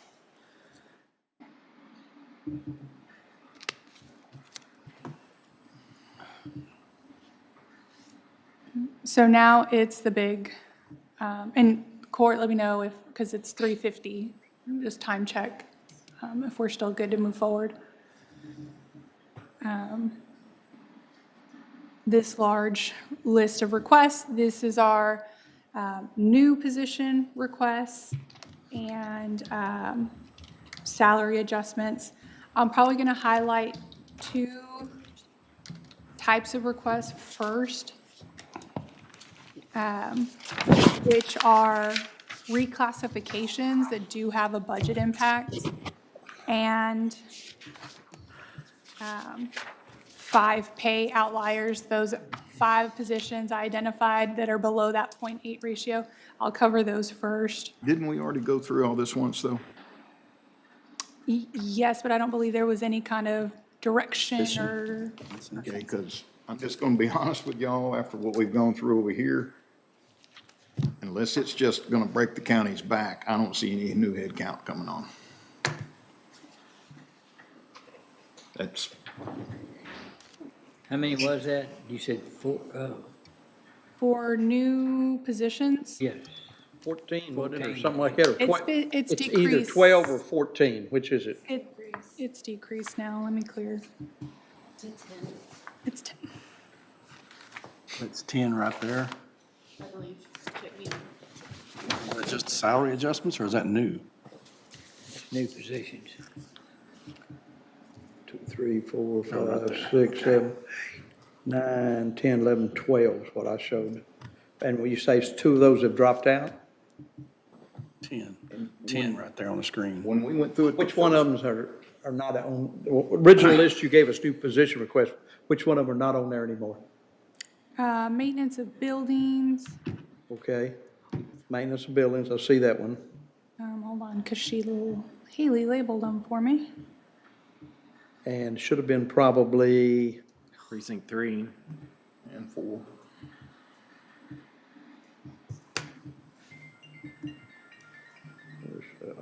if 3 and 4 dropped theirs, and that's gonna be less than 10, isn't it, or not? Oh, 4, I had not updated that. Precinct 4, I had not updated as cut. Oh, okay. So that's mine. What was the cost for just the 2 equipment operators that Commissioner Jones asked for and what I asked for, even his is a senior, but what are the costs? 62, 62, 58, and 58. And then with benefits, you're looking at, On the 62,699. yeah, So that position would be 76,568. So for 2 of those, 153,000 okay. in total. It's just a number I wanted to hear right quick. Thank you.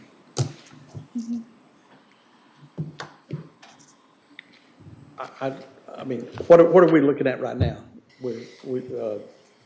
Commissioner Perry made a statement there, and I don't necessarily disagree with it, so what are we going through right now? We can, just because we touched on new positions were mentioned, these are the ones that are being requested. And if the court, I think, and I'm not saying anything I didn't say early on, I have a hard time supporting any new positions right now, given our budget constraints. okay. That's just me. One voice in the wilderness. I think over the years, we've given new positions and things like that. And I can't imagine that unless it's a back-breaking,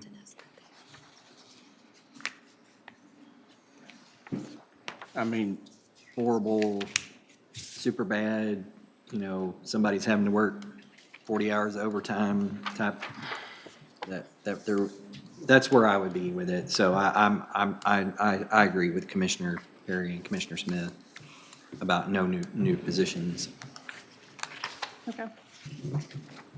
And I've told y'all when y'all allowed me to have my positions like I needed to catch myself up. And when I do catch myself up, I will obviously give them those positions. You know, Well, to that'll be where- a different day and a different, Yeah. different. But I'm saying I'm willing, Different I am gonna financial do that. situation, things like that. Yeah, because I knew y'all were very gracious to me, to my mess that I have, and I know y'all need it, and I know you got the miles, and you need the man too, or the person, so,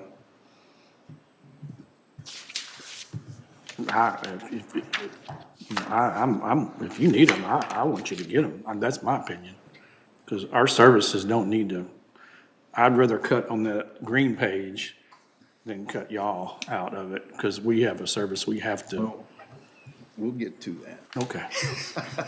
That's why I'm asking. How much for those? Right. Right, okay. Okay. I'm going to clear this then. I'm going to move on to the reclassifications because it has a smaller price tag. What are you asking now? I'm going to go through Reclassifications? reclassifications. These are existing positions that may have had change in function. And so the department is requesting a different title and salary increases. And the title change justifies in other words, you're right-sizing it with the title change to the salary. Yes, sir. And is this a play on not having tenure? So put a new position up, a tenured person gets in it and they get a pay raise. So we try to, I mean, am I close? we dig for that, but we mostly base it off functions. What has changed in the position? How are they functioning or how are you wanting them to function? That is warranting the, Well, we know the top two aren't engineering, right? yeah, this is just a title change. It's not a change in function. We're just correcting it so the assistant part is at the front and not Yeah. the back of the title. And that, but there is a salary request for that of $1,600. Right. And those are way under, probably under the, what are they, 0.8? Are they- No, they're not an outlier. They're within compensation ratio range, but that position was a hard position to attract applicants Yes. for. And so that why, for that one, HR has a recommendation of yes, And the based on county court at law 3 is going down, right? county court at law 3 is in, So I'll affirm that. no, okay. Yes, they're requesting less. I'm not sure if they were aware of their But budget. you want it to go up. Yes, I was recommending 55,823, and that's because that is kind of the baseline pay that currently exists for all court administrator assistants amongst county courts at law and district courts. Quick question though, before we get too far down the list.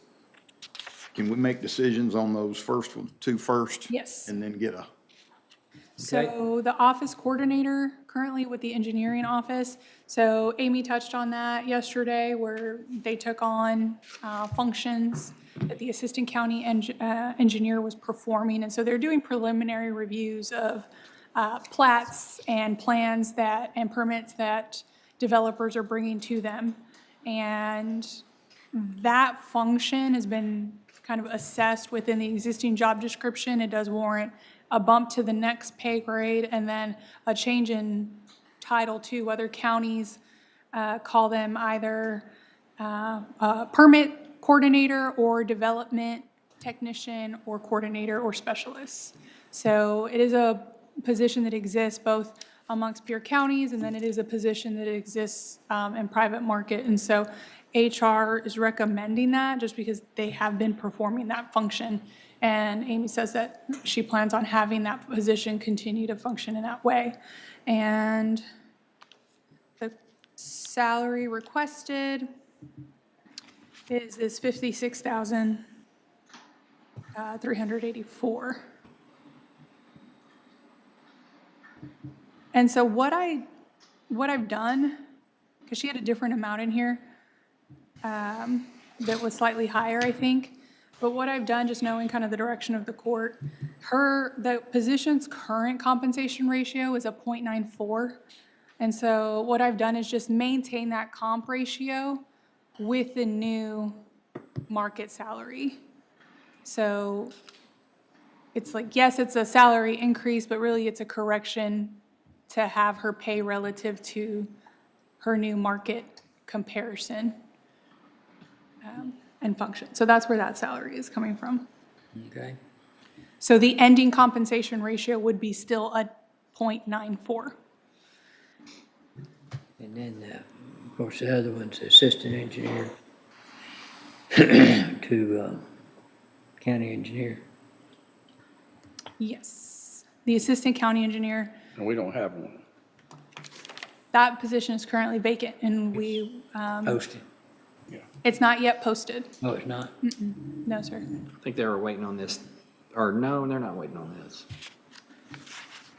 Okay. Can we go 0.90 on the, office coordinator and agreeable to the county assistant engineer?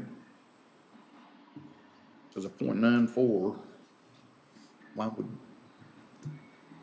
was there any reason we recommended 0.94 instead of? That's the current comp ratio, like of the office coordinator position salary. So we just continued that ratio with the new market comparison based off of the new functions. But we can, But at 0.90, it'd still give her an increase. Yes. should. Yeah, well, there's not gonna be much difference. Yeah, but it kind of stays in line with us trying to shoot for that 0.90.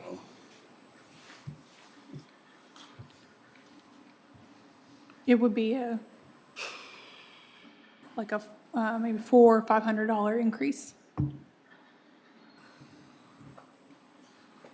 She felt like 0.94 was Decrease. appropriate. Increase, yeah. From the 25 budgeted From the salary. 25 budget. Oh, okay, all right.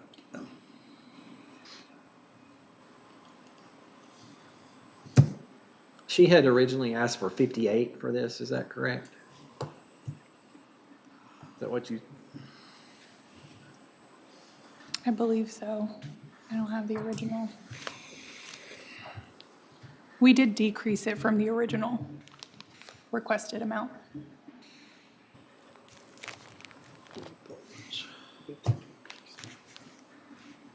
Well, I'll withdraw my request.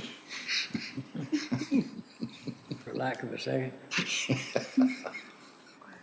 Okay. All right, consensus on those two positions yes. as Yes. requested. Okay. Okay. Okay, so the next one was the County Court of Law 3 request. They have a court clerk position. And it's the only court clerk position amongst the district courts and the county courts at law.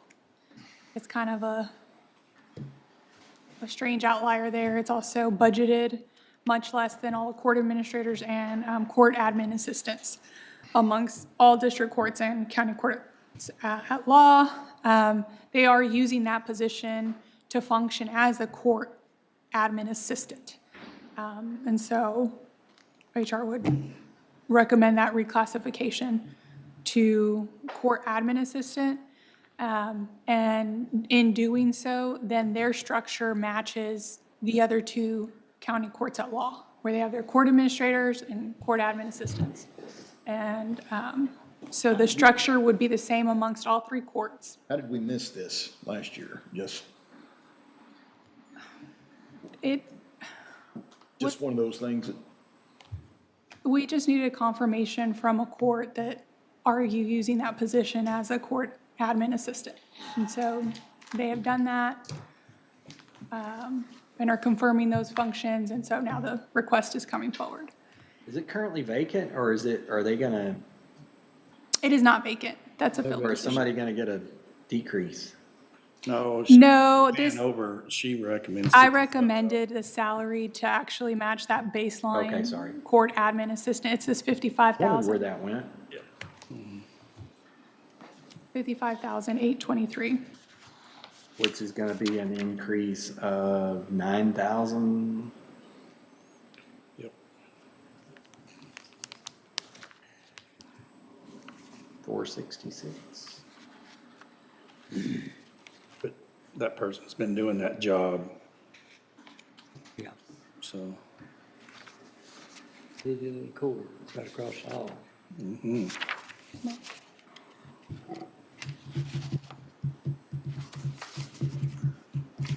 Is there a consensus on that Yeah, one? thank you. Yes. The next one, this is just a title change. There's no budget impact. It's just spelling out the word assistant. Yes. Yeah. Next. The next two are reclassifications. These are two jail positions. It's a jailer corporal and a jailer sergeant, and the sheriff's office is wanting to move those positions to law enforcement positions, meaning they go from the corrections pay table to the law enforcement pay table. And the positions are currently filled by peace officers. And so this corporal would be reclassified to a law enforcement investigator, the jailer sergeant, a deputy sergeant. And so those are the increases there. So these folks are a part of a team that conduct investigations and interviews within the jail. And so they actually do have a caseload, and their cases. They actually write warrants and get. Law enforcement. They're performing Yes, law enforcement. Their work does result in criminal charges. And so HR would recommend those reclassifications. They're probably on the edge of doing something not right there for a little bit, because a jailer shouldn't be doing that. It is the peace officer, Oh, they are peace officers. both They are. folks who in these positions. But it's are- just a labeling, Right. purposes. But that still could come back to haunt you. Maybe, I don't know.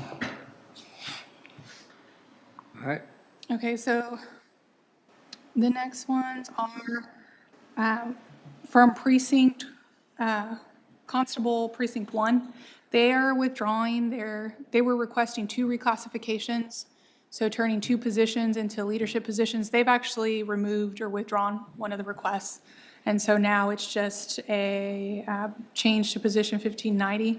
They want to change this position from a deputy constable. And we worked with them. I know the court gave direction, like, it sounds like there was support, figure out kind of how to do it within our existing structure.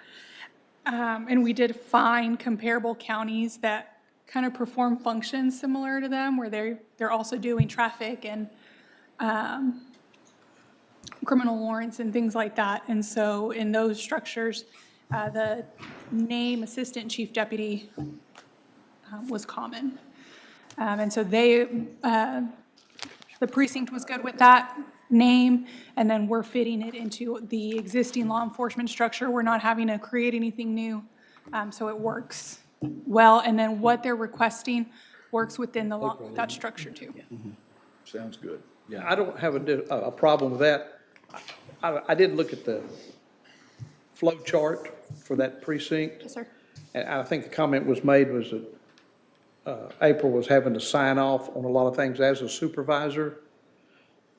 I look at the flow chart, and I see 2 other supervisors in there that, in my mind, could sign off. Now, I realize Walt's on restricted leave right now because of surgery he's had, but in my mind, a chief deputy can sign off on something too as a supervisor, because they are a supervisor. So I had a little bit of problem with that, but I don't disagree that she's doing the work in there, okay? Yes, sir. okay, Have consensus on that, yeah. Ben? Yeah, we already got Are we gonna, what about the jail staff? Are we gonna wait till we get the other deal worked out, like you said, on the other 2? Are we gonna move with that? Well, they're performing law enforcement duties. So Yeah, I think if they're law enforcement, regardless of whether, they could just as easily move over to the other side and be doing the same thing. They need to be equal regardless. Yes, so we're good on it? That's On all my of that? opinion. That's just my opinion. Okay, That's your consensus. yeah, okay. So that takes care of reclassifications. There's just one last group I kind of want to highlight, and then after that, we could just look at general salary adjustments and how the court wants to kind of approach those. So these are,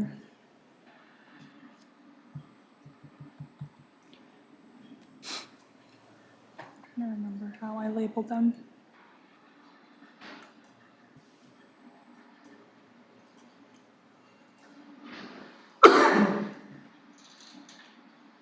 I didn't even know John was still back there.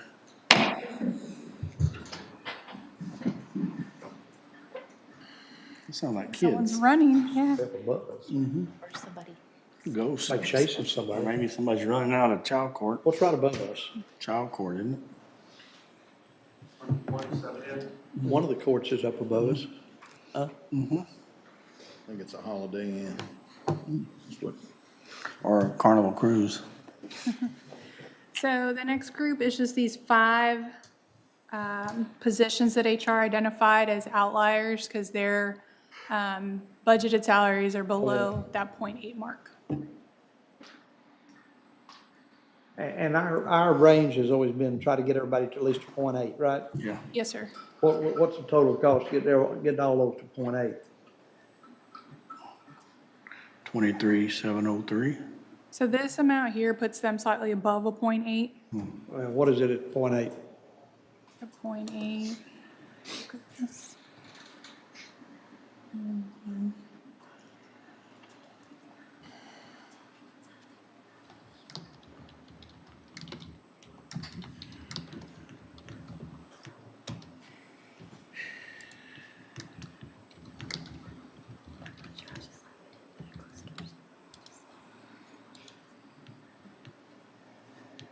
I don't have that number. The number I plugged in on the other sheet was moving them to a 0.82 because that was the last Well, number. only thing I can say about 0.8 is they'll be behind next year if we don't bump it a little bit over 0.8. Right. Was So the, that's the reason you put in the 8.2? yes, so that number you're seeing there is placing the positions at 0.82. I mean, they'll be up there again next year if you don't go to the 8.2. Right. Right, Okay, Thanks, Anna. okay. All right, okay. Go back.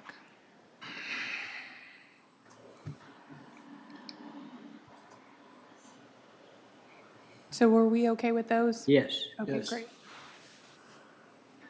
So outside of that, all we have remaining, and Francis, correct me if I'm wrong, are just the general salary adjustments. The request for salary adjustments, these are positions that are within our compensation ratio range. Clear. Is that what's up there right now? No, It I shows was our going to say, 7.4 is not without. no, there's a lot more. Oh, I'm removing all my filters. Clear. Oh, they got smaller. It's gonna get bigger.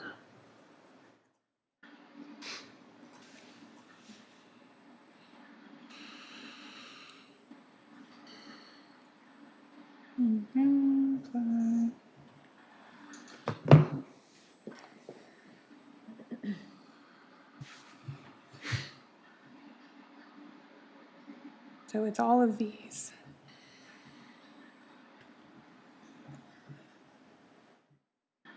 I believe we have a total of, Wow. All of those let are me below? remove the greens that we've already worked on. No, the greens are gonna come out on the bottom, but, There. Oh, you got shorter a little bit. so, but they're all way over 0.8, right? Yes, these would not be outliers. But that's the total there. No. Can you go down and see what they are again on the, pan them to the size? Oh, yes, sir. Most of them are all, a lot of them are district attorney. They got constables, clerks. Wow. These are all requested increases? Yes, for existing positions, just adjusting the They're budget. all like .85s though or more. Some are If .9s. we're not gonna, if we're gonna cut new head count, I don't think we should be handing out pay raises either. If Anna's agreeable with their, ratio. 0.8 or above. Yes, they're within the compensation ratio. And then this group does include elected officials. I don't know if we wanted to discuss that separately or if they're in the same bunch. But those requests are included in here. Elected officials? Yes, sir. I only have one yes in here. They're all either no's or others. Others meaning, however the court wants to approach those that are below a 1 but above an 8. There's only one kind of recommended one I have in here, and that's for the county engineer, just having. For who? The County engineer. And that's just to have the compensation ratio match that of the other department heads. But they're within range as well. What was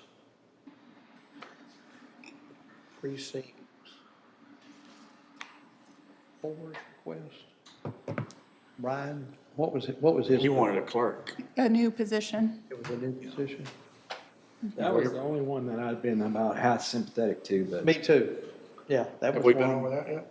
Or we picked? Yes, that was on the, If we eliminated all new positions, all new requests, but I wouldn't mind when we get the final number, giving that one more look, because I really feel like he's, And at some point in time, and I'm not saying this year, obviously I not know what this you're year, gonna say, and I agree with you. we gotta look at doing a truancy court. Put it at one spot. It seems like these judges that are getting overworked, it's truancies. They're good at it. Yeah. Well, Make a meaning of but it. and Well, so, the law has changed such that, like Judge Richardson said, it's a minimum of 3, and generally it's a 5 and more with those truancy cases that you're hearing. Not No, it's not one and send you to done. jail, and that's it. It's, what's the real light shade of green? We can cover that one with, yeah. File that one in the back of your head for right now, would you? okay. Talking about precinct 4. Yeah. Yeah. Or What about precinct. What about the engineer? JP precinct 4.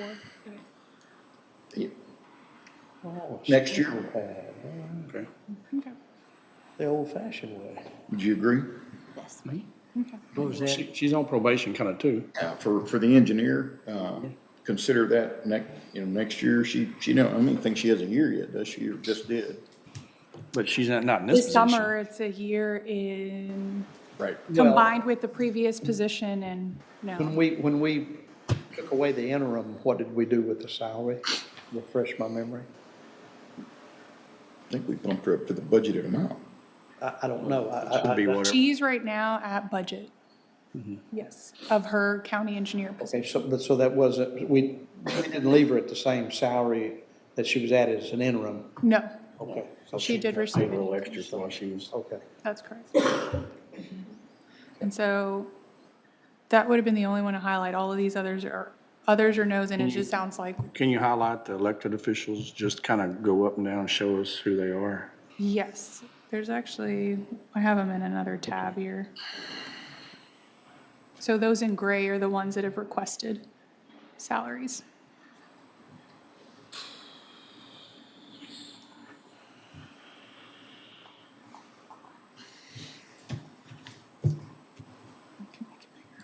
Well, now, on the elected officials, do we have any of them that are below a .8?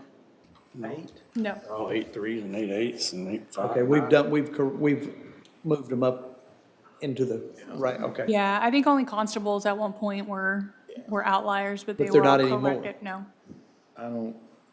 We could all make the point that we're working hard and we need a pay raise, but Yeah. I don't see the need for it anywhere. Okay.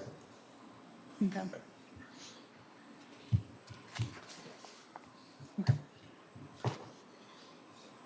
That's Is that a consensus?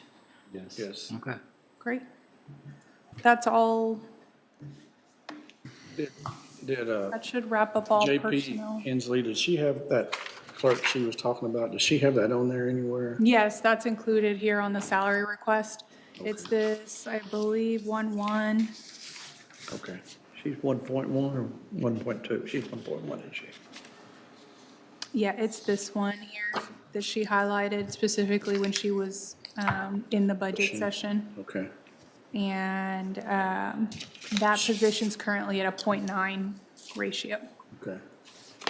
That's pretty good. After these 2 weeks, I'm like at a 0.17. You know, Who's that? me with my headaches y'all are giving me. But thank you, I love y'all. I love spending time with y'all. But yeah, that sounds good to me. But I think we keep that precinct 4 in the back of our pocket for a little Okay. bit.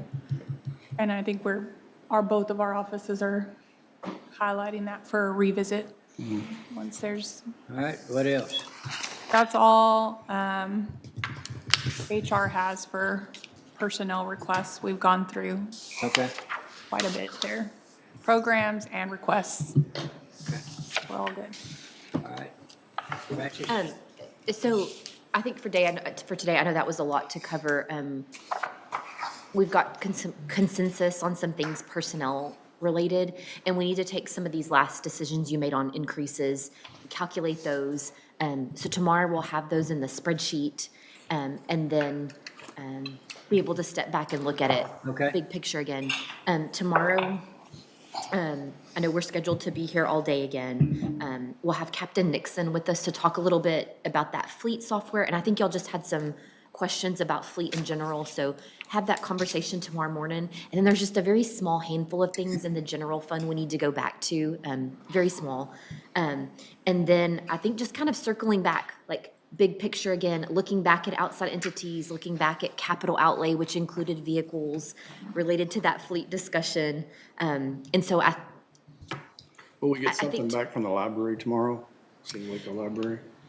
So I know we can touch back on City of Waco agreements tomorrow and Yeah. share some thoughts there. Discussion that needs to be had.